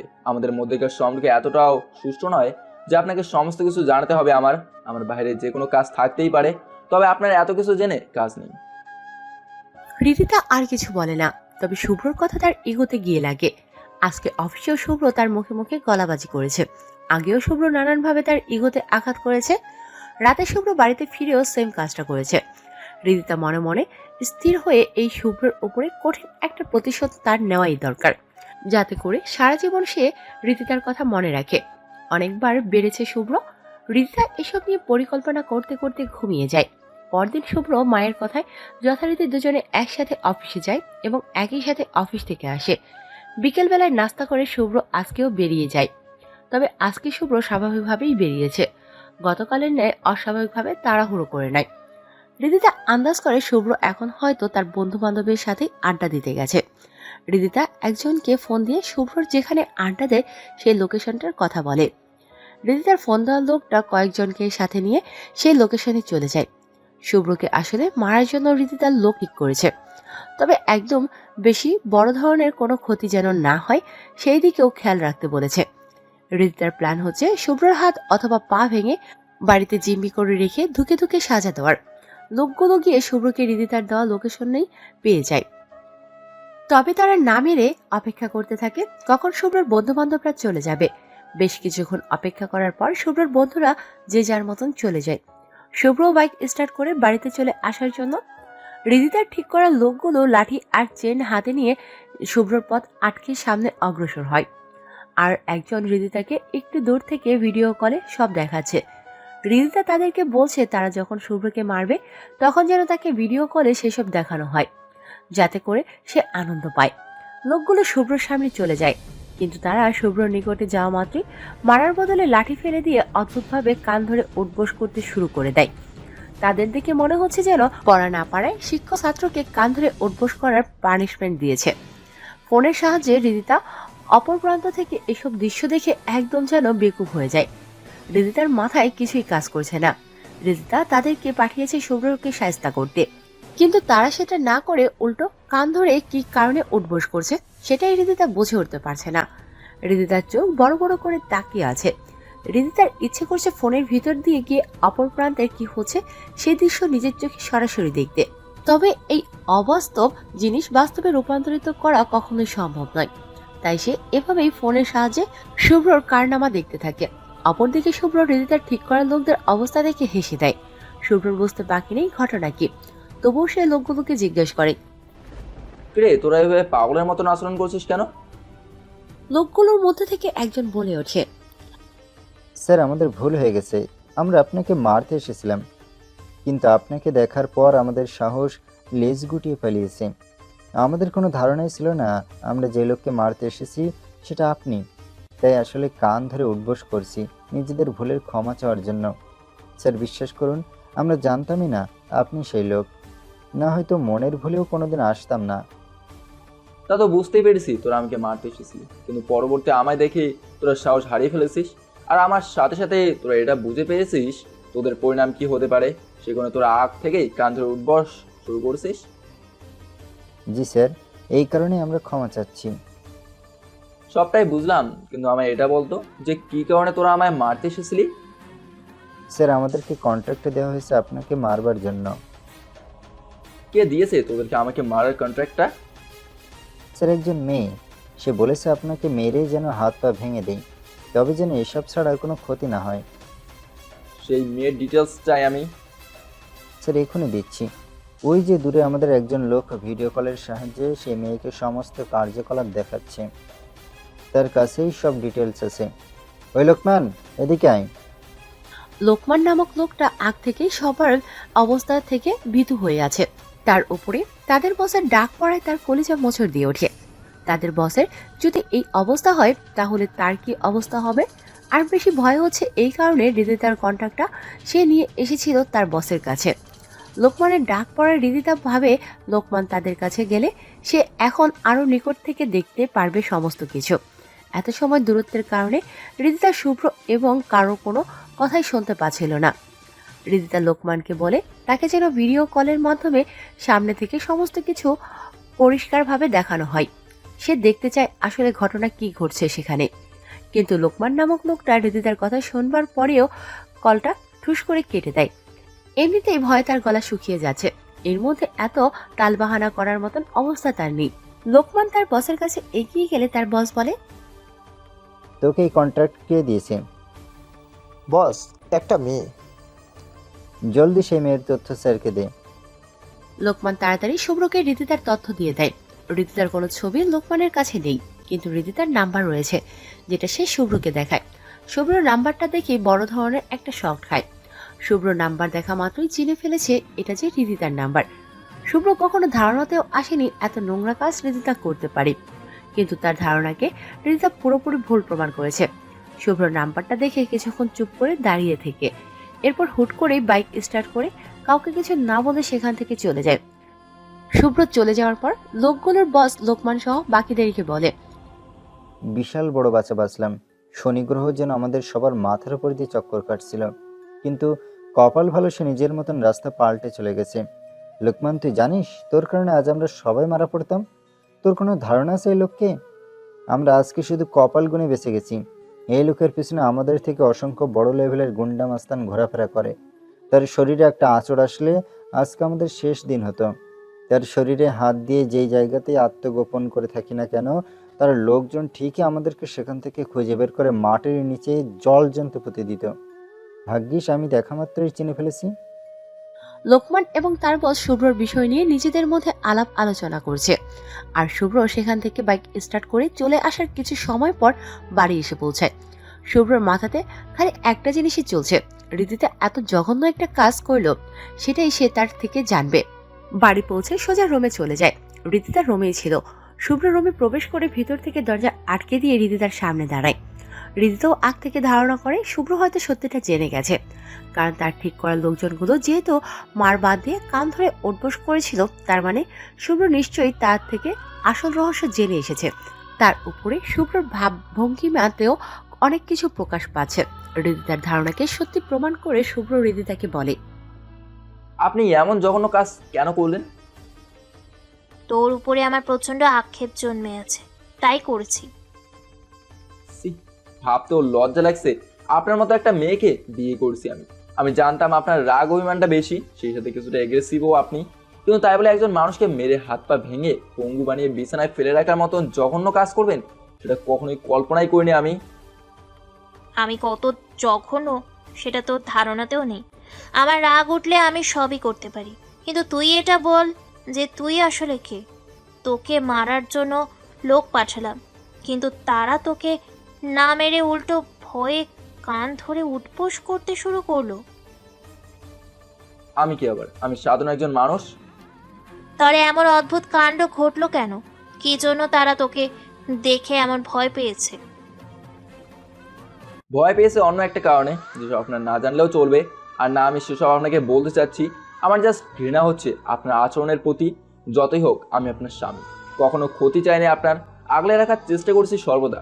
হ্যাঁ, হয়তো সেভাবে মেলামেশা হয়নি আমাদের, কিন্তু মন থেকে চেয়েছি আপনাকে আগলে নিতে। তবে সুযোগটা হয়নি।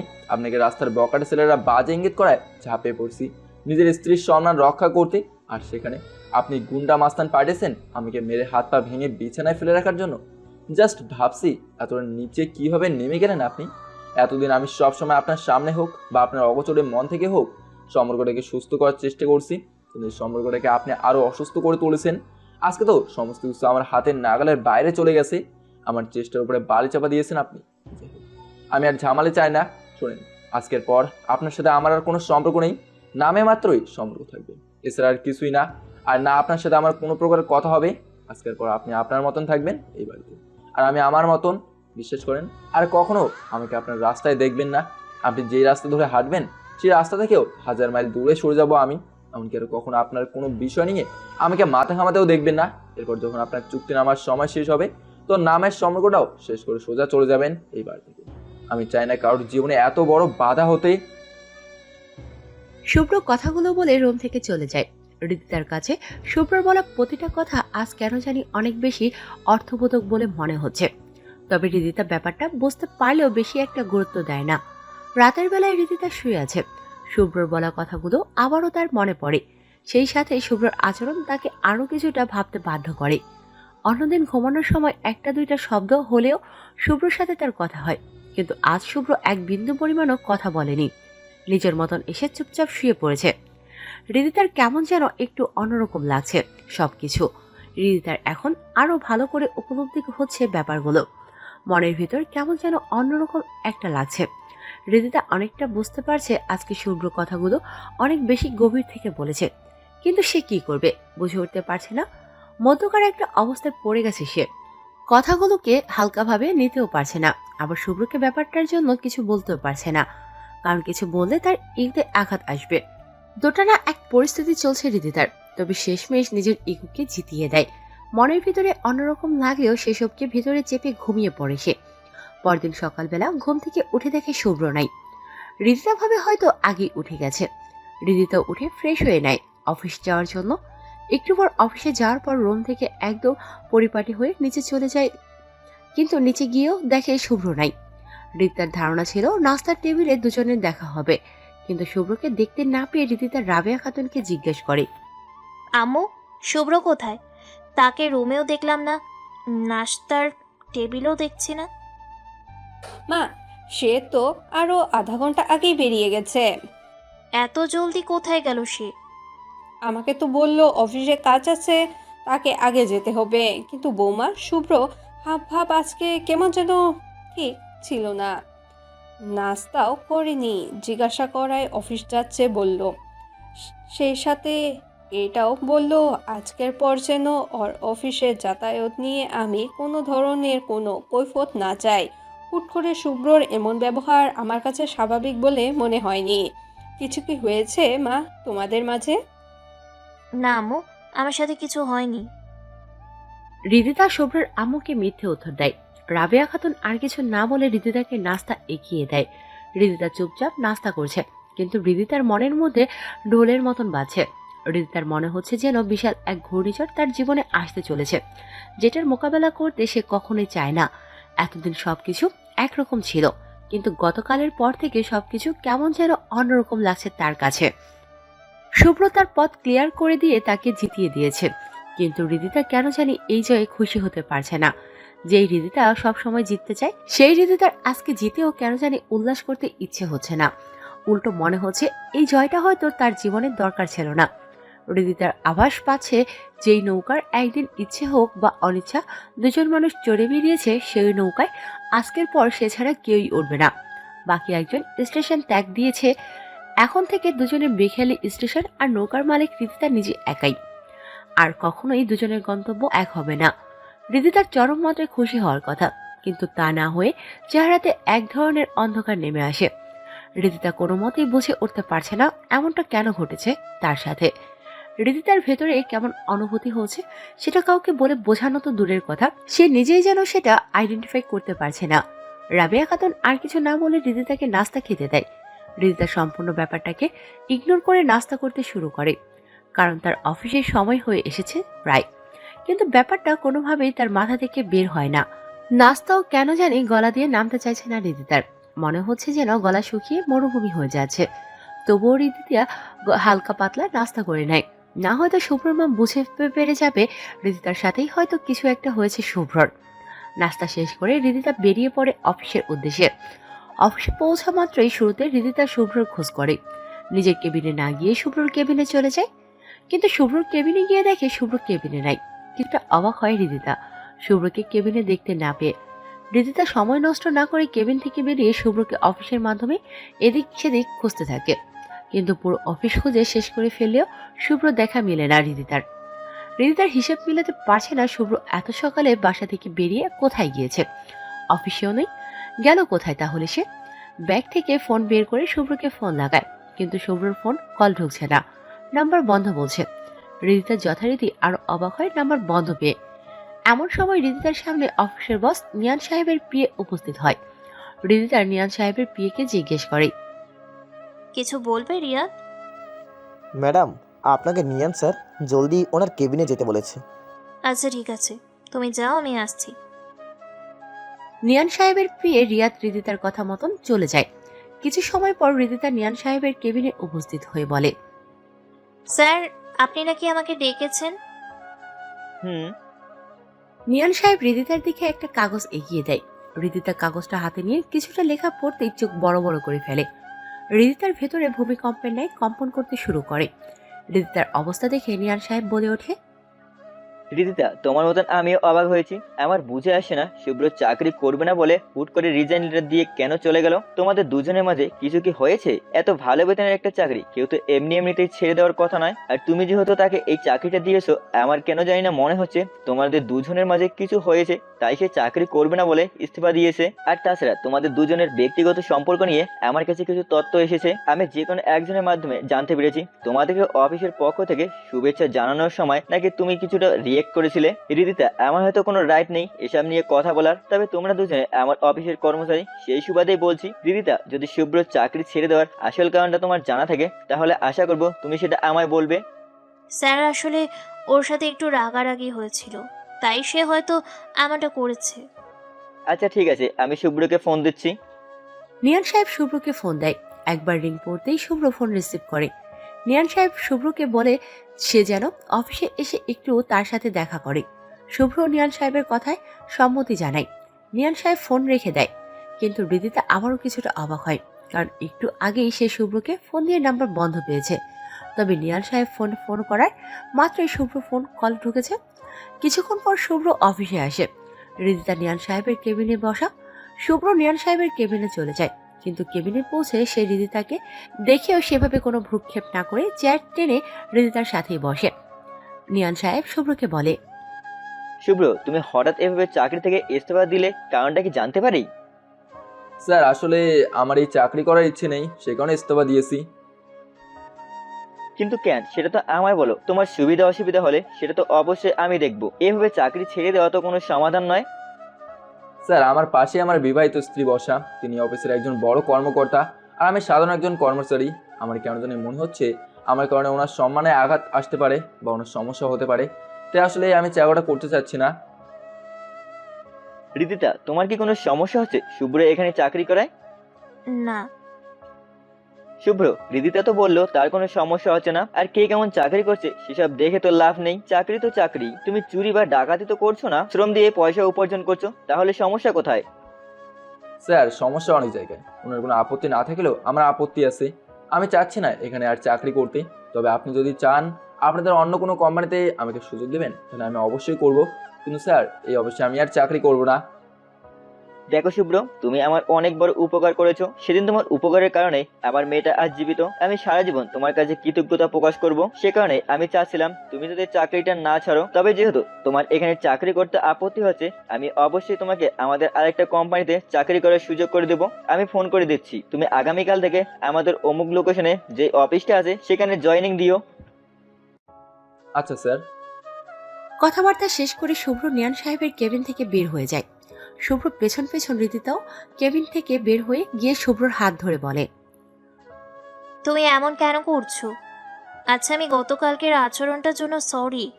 আমি আর কখনো ওই রকম বাজে আচরণ করব না। তুমি প্লিজ এখানেই চাকরি করো, অন্য কোম্পানিতে শিফটিং দিও না। শুভ্র কোনো কথা না বলে জোর করে একটা হাত ঝাড়ি দিয়ে হৃদিতার থেকে হাত ছাড়িয়ে নিয়ে চলে যায়। হৃদিতা তবুও পেছন থেকে শুভ্রকে ডেকে কথা বলতে চায়, কিন্তু কোনো পাত্তাই শুভ্র দেয় না হৃদিতাকে। সোজা অফিস থেকে বেরিয়ে আহনাফের অফিসে চলে যায় তার সাথে দেখা করতে। হৃদিতা ক্যাবিনে বসে আছে, মনের মধ্যে কেমন যেন উথাল পাতাল করছে শুভ্রর আচরণে। এতদিন নিজের মধ্যে শুভ্রর এগেনস্টে কেমন যেন একটা জেদ আর বিপরীতমুখী এক ধরনের চিন্তা চেতনা কাজ করত, কিন্তু এখন সেসব জেদ আর চিন্তা চেতনা যেন হৃদিতাকে ছেড়ে অন্য কোথাও পাড়ি জমিয়েছে। এখন যেন নিজের অজান্তেই তার মন চায় সবকিছুকে স্বাভাবিক হোক, তবে পরিস্থিতি যেন একদম হাতের নাগালের বাইরে চলে গেছে। এখন যেন হৃদিতার রূপ শুভ্র ধারণ করছে। ভিন্নতা আছে কিছুটা, যেমন শুভ্র হৃদিতার আচরণের উপর অসন্তুষ্ট হয়ে নিজেকে একদম সরিয়ে নিয়েছে সবকিছু থেকে, কিন্তু হৃদিতা এমনটা করেনি। তার শুভ্রর সাথে সারা জীবন থাকার খেয়াল ছিল না বিধায় সে আমার সাথে বাজে আচরণ করতো, তবে বলা চলে অনেকটা একই ধাঁচের হয়ে গেছি দুজন। একজন কথা বলতো কিন্তু বাজে আচরণ করে মনে কষ্ট দিত। আরেকজন একেবারেই কথাবার্তা বন্ধ করে দিয়ে মনের কষ্ট দিচ্ছে। হৃদিতা ডিটেক্ট করতে পারছে না এতটা পরিবর্তন কেন হলো তার নিজের মধ্যে, তবে সে ভোগাচ্ছে। কথা আছে না, যখন আপনার করা আচরণগুলি আপনার সাথে করা হবে তখন সেটার মর্মার্থ আপনার বুঝে আসবে। কিন্তু হৃদিতার খারাপ লাগার পিছনে অন্য কারণও থাকতে পারে, যেমন সে কথা বলা বন্ধ করলে ব্যাপারটা নর্মাল ছিল, কিন্তু উল্টো শুভ্র তার সাথে কথা বলা বন্ধ করার কারণ শুভ্র কোথায় আর সে কোথায়। নিজের থেকে নিচু অবস্থানে কেউ দেমাগ দেখালে সেটা অবশ্যই যে কারোর ইগোতে গিয়ে আঘাত করবে। হৃদিতার বেলাতেও হয়তো তাই হয়েছে, তবে সঠিক করে কি হয়েছে সেটা এখনো বলা যাচ্ছে না। হৃদিতা বসে বসে ভাবছে ব্যাপারটা কি করে স্বাভাবিক করা যায়। অপরদিকে শুভ্র তার প্রাক্তন অফিসে চলে যায়। আহনাফ শুভ্রকে দেখে খুশি মনে জিজ্ঞেস করে, কিরে দোস্ত, কি অবস্থা তোর? ভালো, তোর? আমার ভালো। আচ্ছা, তোর না এই সময় অফিসে থাকার কথা, হঠাৎ তুই এই অসময় এখানে? হৃদিতার অফিস থেকে চাকরি ছেড়ে দিয়েছি আমি। মানে কি শুভ্র, কি বলছিস এসব? হ্যাঁ, সত্যি বলছি। সত্যি বলছিস সেটা না হয় বুঝলাম, কিন্তু চাকরি ছাড়লি কেন? কারণটা অনেক লম্বা, বলতে গেলে অনেক সময় লাগবে। আর সমস্যা নেই, বল, যত সময় লাগে লাগুক। আর তোর বলতে বিরক্ত লাগলে শর্ট করে বলতে পারিস, কারণ তোর ব্যাপারে তো টুকটাক অনেক কিছু আমি জানি। শর্ট করে বলো, আশা করি বুঝতে পারবো। আচ্ছা তাহলে শোন, তুই তো কম বেশি অনেকটাই জানিস হৃদিতা আমাকে বিয়ে করেছে স্বার্থের জন্য।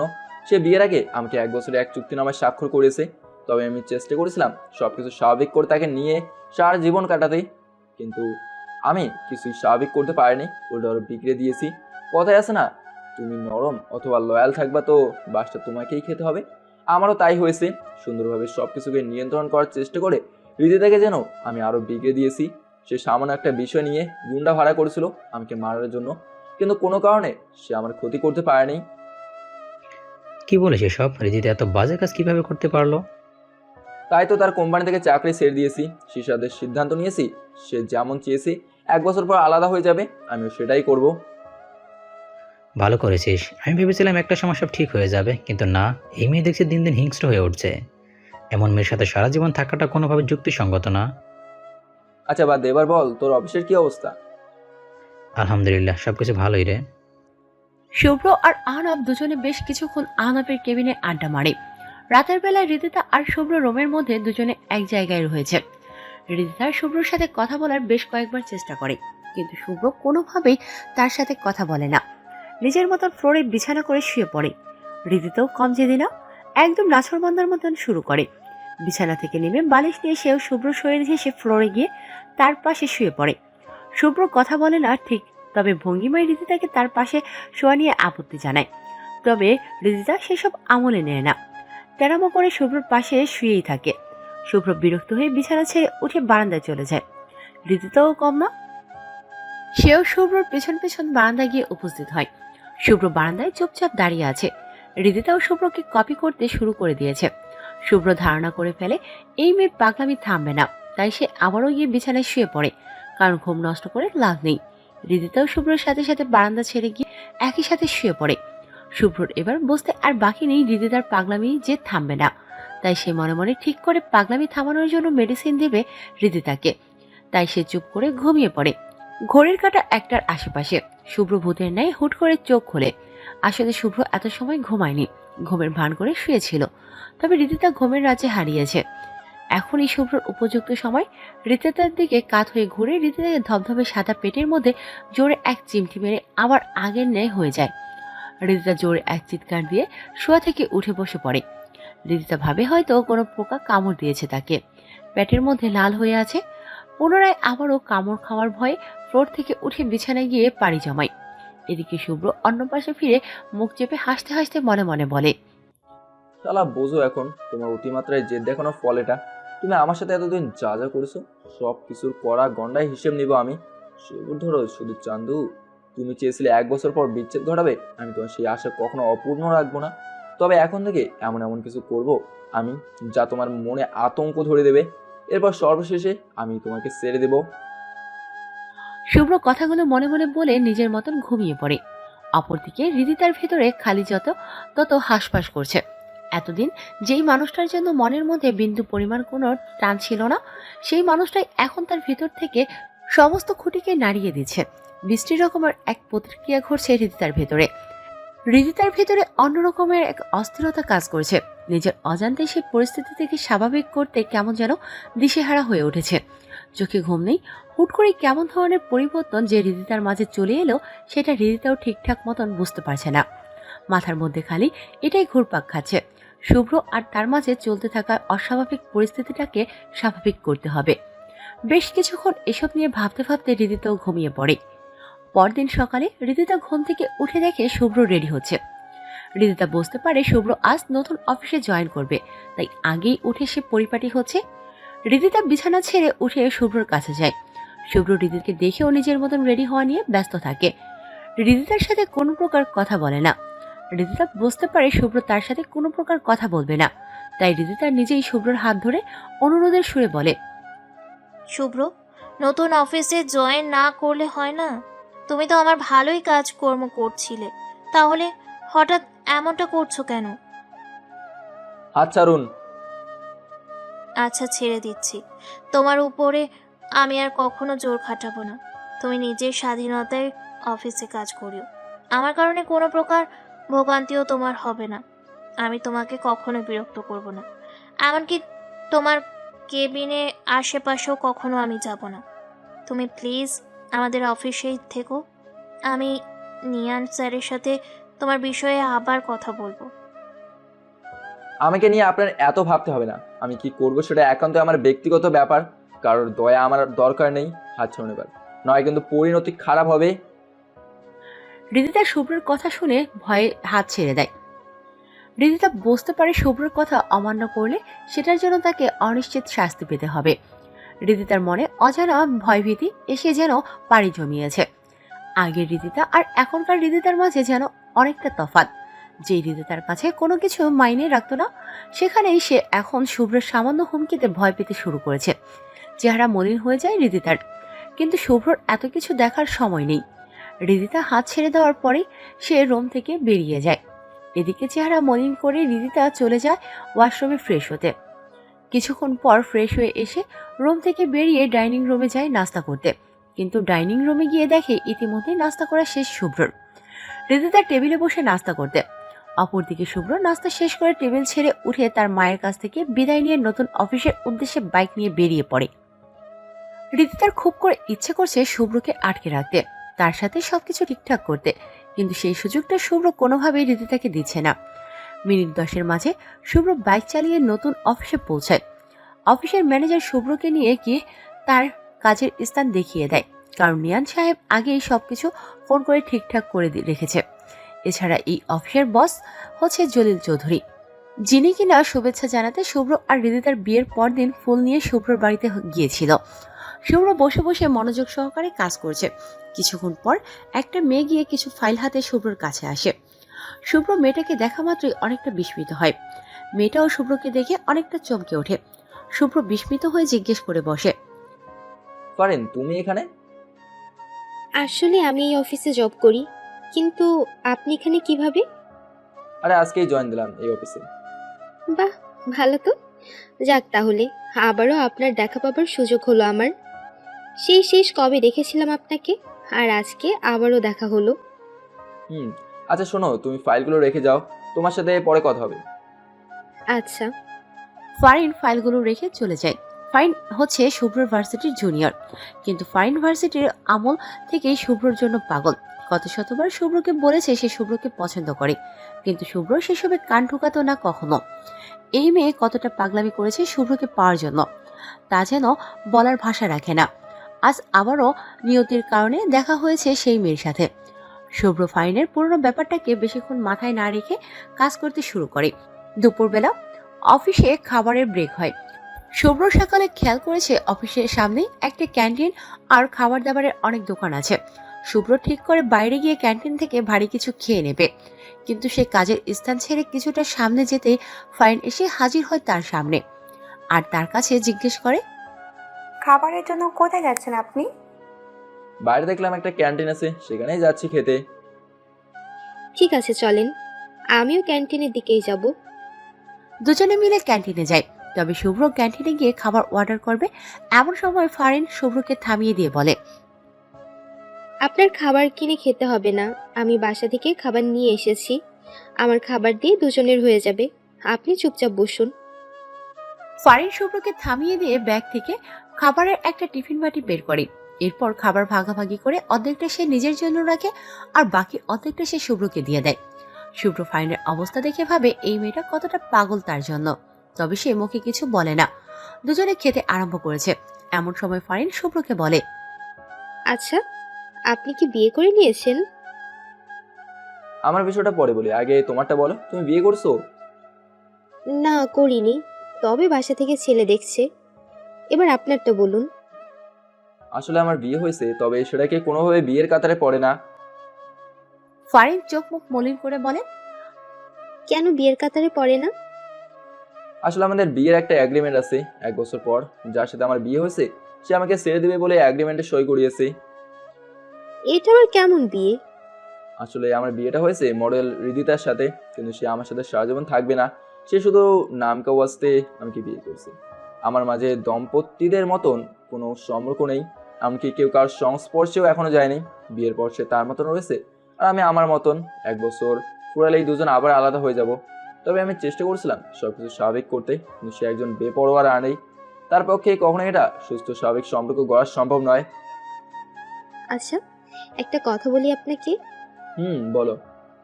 আচ্ছা, আপনি তো জানেন আপনাকে আমি কত আগে থেকে পছন্দ করি। আপনি কি আমাকে একটা সুযোগ দিবেন? পারেন, যেমন হোক আমার জীবনে বিবাহিতর একটা সিলমোহর লেগেছে। তুমি সেটা জানা সত্ত্বেও আমার জীবনে আসতে চাইছো কেন? কারণ আমি আপনাকে ভালোবাসি, তাই। ঠিক আছে, যাও, তোমাকে এই সুযোগ আমি দেব, তবে কিছু শর্ত আছে। বলুন, কি শর্ত? আমি সব শর্ত মানতে রাজি আছি। পারেন, পুরুষ মানুষ হয় যত্নের ভিখারি, যত্ন পেলেই পুরুষ মানুষ গলে যায়। তুমি আমাকে অনেক রাগ থেকেই ভালোবাসো। শুরুতেই কিন্তু হৃদিতাকে নিয়ে আমারও চেষ্টা ছিল, কিন্তু তার অযত্নের কারণে আমি এখন চাই 1 বছর পর সবটা শেষ হয়ে যাক। তবে যাই হোক, হৃদিতার মতন একজন নারী যদি আমার জীবনে আসতে পারে, তাহলে তোমার মতন ভালোবাসার মানুষকে সুযোগ দেওয়া আমার জন্য বাধ্যতামূলক। কিন্তু তুমি আমাকে হৃদিতার মতন অবহেলা করতে পারবে না। আপনি কি পাগল? ভালোবাসার মানুষকে কে অবহেলা করে? কখনোই অবহেলা করব না আমি আপনাকে। যাক, তাহলে তো ভালোই। এরপর আসি আরেকটা শর্ত নিয়ে। তোমাকে 1 বছর অপেক্ষা করতে হবে। পাকাপোক্তভাবে যখন হৃদিতার সাথে আমার সম্পর্কের বিচ্ছেদ ঘটবে, তবেই তুমি আমার জীবনে আসতে পারবে। হৃদিতা যতক্ষণ আমার জীবনে থাকবে, ততক্ষণ কোনোভাবেই আমি তোমাকে আপন করতে পারবো না। ঠিক আছে, আমি এই শর্তে রাজি। ভেবে চিন্তে বলছো তো? ভেবে চিন্তেই বলছি। ঠিক আছে তাহলে। ফারিন আর শুভ্র খাবার খেতে খেতে নিজেদের মধ্যে কথাবার্তা বলছে। এমন সময় হৃদিতা এসে সেখানে উপস্থিত হয়। হৃদিতা বেশ কিছুক্ষণ হলো এখানে এসেছে। এতটা সময় হৃদিতা দূর থেকে দাঁড়িয়ে দাঁড়িয়ে শুভ্র আর ফারিনের কথাবার্তার দৃশ্য দেখছিল, কিন্তু শেষমেশ সহ্য করতে না পেরে তাদের সামনে চলে আসে। হৃদিতার মনের মধ্যে কেমন যেন ঘূর্ণিঝড় শুরু হয়েছে। সে কোনো মতেই যেন শুভ্রর পাশে কোনো মেয়েকে সহ্য করতে পারছে না। দূর থেকে দাঁড়িয়ে দাঁড়িয়ে ফাইন আর শুভ্রর কথাবার্তার দৃশ্য দেখে রুটির মতন ফুলছিল খালি। তার কেন জানি মনে হচ্ছিল তার খুব শখের জিনিসটাকে কেউ নিয়ে যাচ্ছে। তাই সে টিকতে না পেরে তাদের সামনে চলে আসে। শুভ্র কিছুটা অবাক হয় হৃদিতার আগমনে, তবে সেটাকে সে প্রকাশ করে না, চুপচাপ খাওয়ায় মন দেয়। অপরদিকে হৃদিতা শুভ্রর কোনো সারা শব্দ না পেয়ে বলে, কি হলো, চুপ হয়ে গেলে যে? এত সময় তো দীপি কথা বলছিলে, এখন চুপ হয়ে গেলে কেন? আর এই মেয়েটা কে? ভদ্রভাবে বলছি, এখান থেকে চলে যান। আপনার সাথে কথা বলতে আমার রুচিতে বাদে। অতএব ঝামেলা না করে এই জায়গায় ট্যাগ দিন। না, আমি যাব না। আগে বলো এই মেয়েটা কে, আর কিসের এত কথাবার্তা বলছিলে তোমরা? আমরা কি কথাবার্তা বলছিলাম সেসব আপনার জেনে কাজ নেই। তবে এটুকু বলি, এই মেয়ে আমার ভার্সিটির জুনিয়র, সেই কোম্পানিতেই চাকরি করে। এবার চলে যান চুপচাপ। না, আমি যাব না। তোমরা কি কথাবার্তা বলছো সেসব আমিও শুনবো। দেখুন, পাগলামের কিন্তু সীমা ছাড়িয়ে যাচ্ছেন।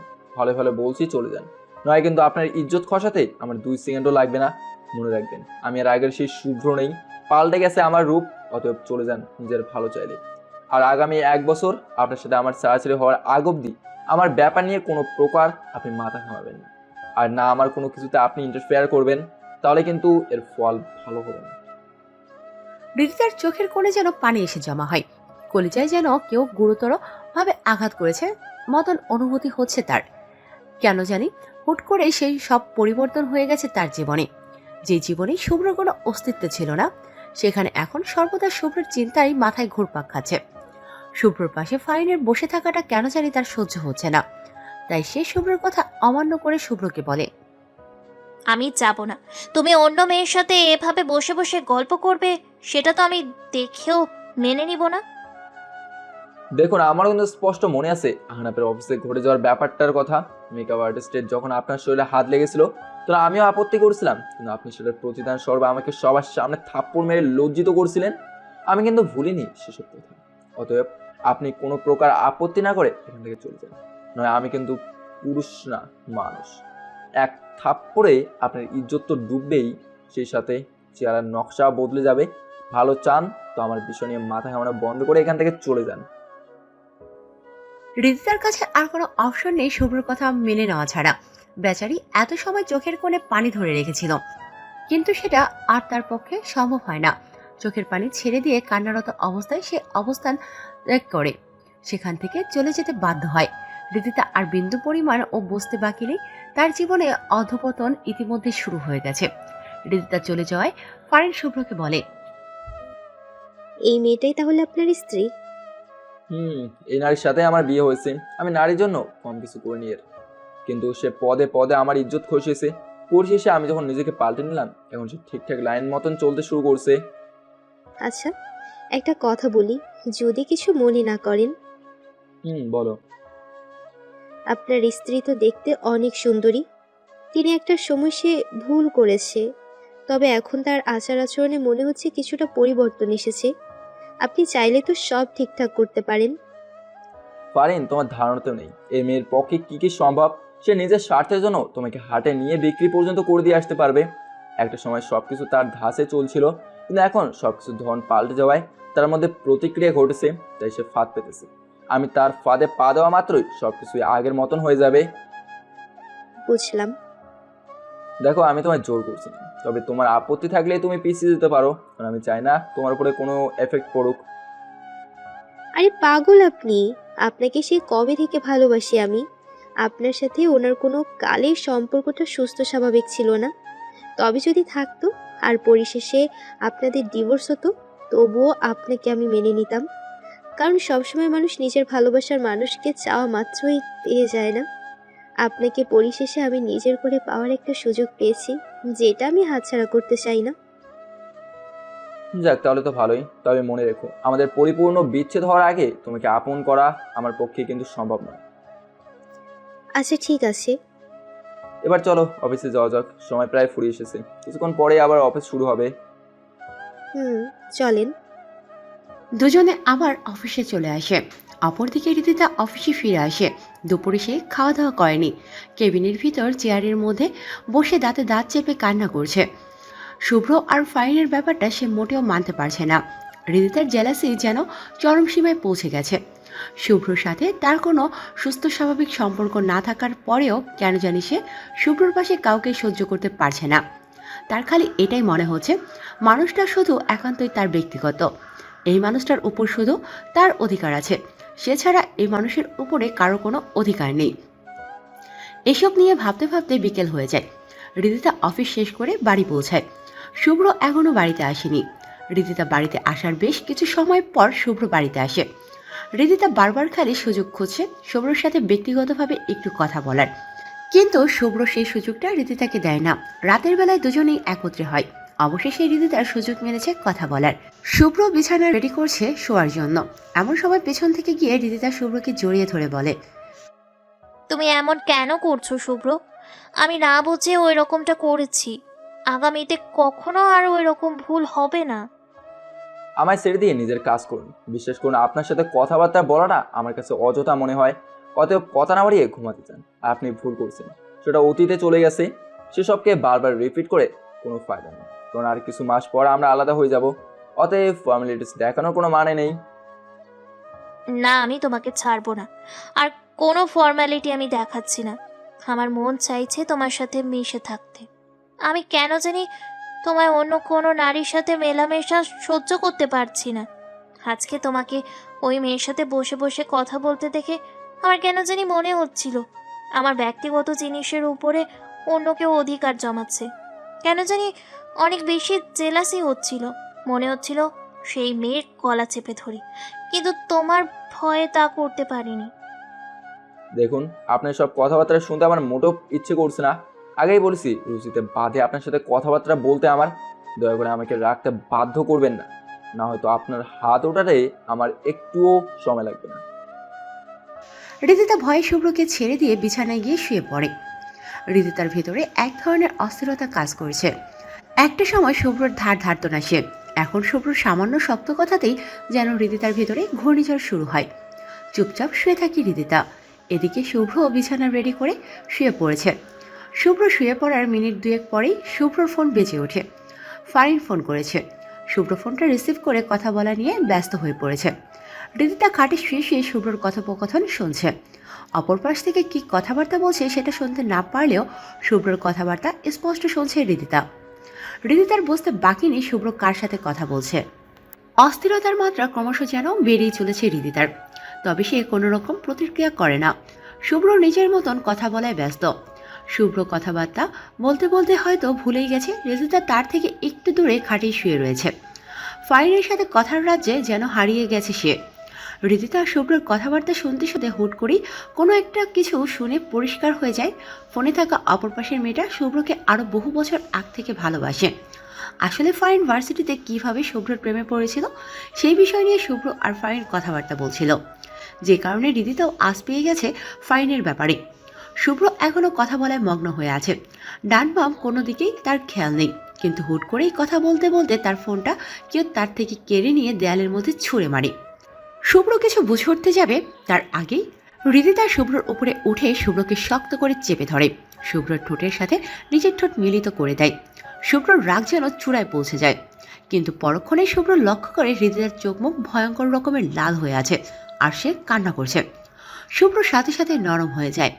রিদিতা জোর খাটিয়ে শুভ্রর ঠোঁটে স্পর্শ করছে, কিন্তু শুভ্র তাতে কোনো প্রকার বাধা দেয় না। চাইলে সে বাধা দিতে পারে। শুভ্র বাধা দিলে রিদিতা যতই জোর কাটাক শুভ্রর সাথে কখনোই সে পেরে উঠবে না। কারণ নারীর শক্তি মনোবলে আর পুরুষের শক্তি দেহে। রিদিতার কান্নারত চেহারা দেখে শুভ্রর মায়া লেগে যায়, তাই সে নরম হয়ে যায়।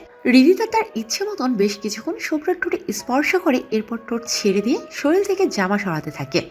শুভ্র রিদিতার অবস্থা দেখে বলে, আরে কি করছেন আপনি? একদম চুপ। আমি থাকতেও অন্য মেয়ের সাথে কিসের এত রং তামাশা তোমার? তার মধ্যে যা আছে আমার মধ্যেও তো তা আছে।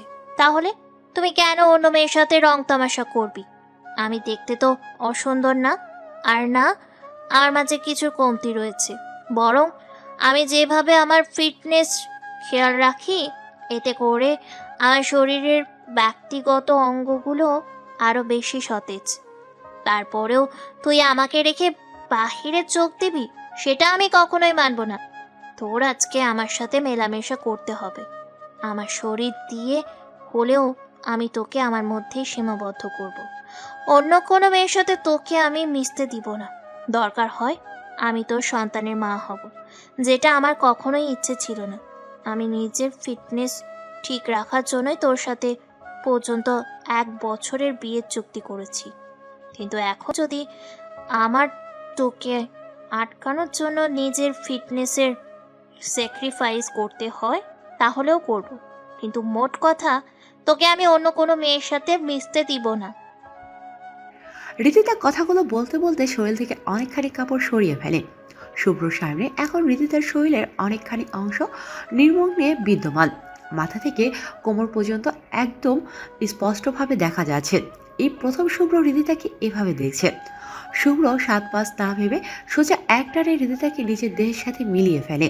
এরপর ঠোঁটজোড়া রিদিতার কপালে ঠেকিয়ে একটা চুমুইকে দিয়ে রিদিতাকে বলে, কপালে চুমুইকে দিয়ে ভালোভাবে বুঝিয়ে বলছি, যদি পরিপূর্ণ 1 বছর আমার সাথে থাকার ইচ্ছে থাকে তাহলে পাগলামো না করে বিছানায় গিয়ে শুয়ে পড়ুন।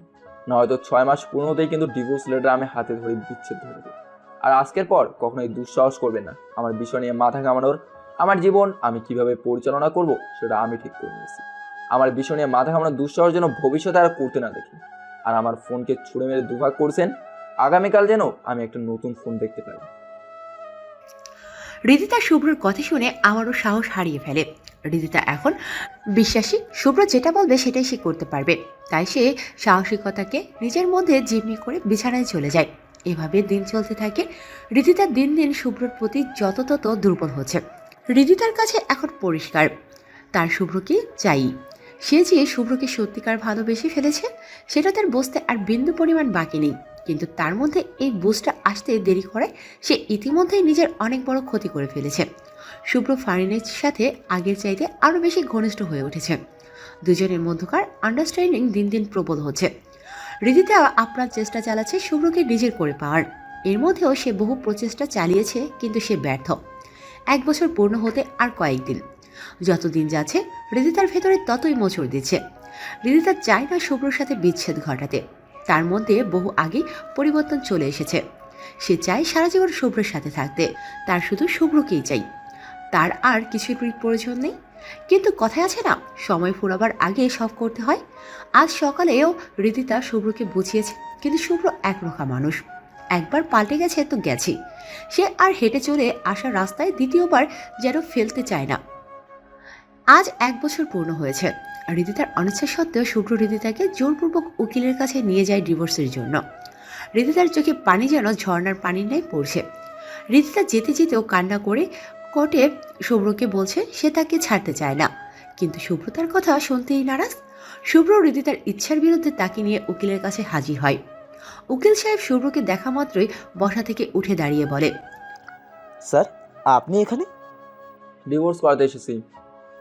স্যার, তার মানে আপনিই ফোন করেছিলেন ডিভোর্সের জন্য? হুম। আচ্ছা স্যার, বসুন। স্যার, আপনি আর ম্যাম দুজনেই কি রাজি ডিভোর্সের জন্য? শুভ্র সম্মতি জানায়, কিন্তু রিদিতা অসম্মতি জানিয়ে বলে, আমি ডিভোর্স দিতে চাই না, কিন্তু এই লোক জোর করে আমাকে দূরে সরাচ্ছে তার থেকে। আমি ওর সাথে সারা জীবন থাকতে চাই। ওকে ছেড়ে থাকা আমার পক্ষে অসম্ভব। জীবিত থাকলেও মরা লাশের মতো হয়ে যাব। স্যার, ম্যামের তো সম্মতি নেই। আর ওনার কথাবার্তা শুনে বুঝতে পারলাম উনি আপনাকে অনেক ভালোবাসেন। আমার মতে আপনারা আরেকটু বোঝাপড়া করলে ভালো হয়। আমার বোঝাপড়ার দরকার নেই, আমার ডিভোর্স চাই। শুভ্রর কথা শুনে রিদিতা বসা থেকে উঠে উকিলের সামনেই শুভ্রর পা জড়িয়ে ধরে বলে, আমি সত্যিই তোমাকে ছাড়া থাকতে পারবো না শুভ্র। আমার অন্যায় হয়ে গিয়েছে তোমার সাথে ওই রকমটা করা। আমি সত্যি অনুতপ্ত সেই দিনের জন্য। আমি আর কখনো ওই রকম করবো না, এমনকি কোনো দিন তোমার অবাধ্যও হব না। তুমি প্লিজ আমাকে ডিভোর্স দিও না। রিদিতার কথা শুনে শুভ্র রিদিতাকে 2 হাত দিয়ে ধরে উঠিয়ে বলে, ঠিক আছে, আমি আপনাকে ডিভোর্স দেবো না, তবে আপনাকে আমার একটা শর্ত রাখতে হবে। বলো কি শর্ত রাখতে হবে? আমি সব শর্তই রাখতে রাজি। আপনাকে মডেলিং পেশা চিরতরের জন্য ছেড়ে দিতে হবে, কারণ কেউ চায় না তার স্ত্রীকে সবাই উন্মুক্তভাবে দেখুক। ঠিক আছে, আমি মডেলিং ছেড়ে দেব। আমার শুধু তোমাকে চাই শুভ্র। শুভ্র রিদিতাকে উকিলের সামনেই জড়িয়ে ধরে বলে, ঠিক আছে, তাহলে আমিও আপনাকে আর ডিভোর্স দিচ্ছি না। আর সত্যি কথা বলতে আমি বেশ কিছুদিন ধরে চিন্তা করছিলাম আপনাকে ডিভোর্স দেবো না, কারণ আপনি যে আমাকে অনেক বেশি ভালোবেসে ফেলেছেন সেটা আমার বুঝতে বাকি ছিল না। কিন্তু আমি আপনাকে তারপরেও এখান পর্যন্ত এনেছি ভয় দেখাতে এবং সতর্ক, যাতে করে কখনো আর ভুল না করেন। রিদিতা কিছুই বলে না, চোখের পানি ছেড়ে দিয়ে খুশিতে কান্না করতে থাকে। তবে এরই মধ্যে উকিল সাহেব বলে ওঠে, স্যার, আমার শুরুতে ভাবতেই অবাক লেগেছে আপনার মতো এত বড় মাপের একজন মানুষের জীবনেও সমস্যা। কারণ আপনারা এত কিছুর থাকা সত্ত্বেও যদি আপনার জীবনে সমস্যা হয়, তাহলে যাদের কিছু নেই তাদের জীবনে কেমন সমস্যা হতে পারে? শুভ্র কিছু বলে না উকিলের কথায়, কিন্তু রিদিতা এবার কৌতূহলী হয়ে জিজ্ঞাসা করে উকিলের কাছে, এত বড় বাপের মানুষ মানে? আর শুভ্রকে স্যার স্যার কেন করছেন? ম্যাম, কি বললেন ওনাকে? স্যার ডাকবে না তো কি ডাকবে? উনি আমাদের দেশের টপ ক্লাসের একজন বিজনেসম্যান। শেয়ার মার্কেটে ওনার কত শত কোটি কোটি টাকা ইনভেস্ট করা আছে, টাকারও ধারণাতেও নেই। আমার মতন উকিলকে উনি কয়েক হাজার বার কিনতে পারবে। তাহলে আমি ওনাকে স্যার না ডেকে কি বলে সম্বোধন করব বলেন? উকিলের কথা শুনে রিদিতা যেন আসমান থেকে পড়েছে। ধীরে ধীরে রিদিতার এখন সমস্ত কিছু বুঝে আসছে। নেহা তাহলে সেদিন ঠিক কথাই বলেছিল।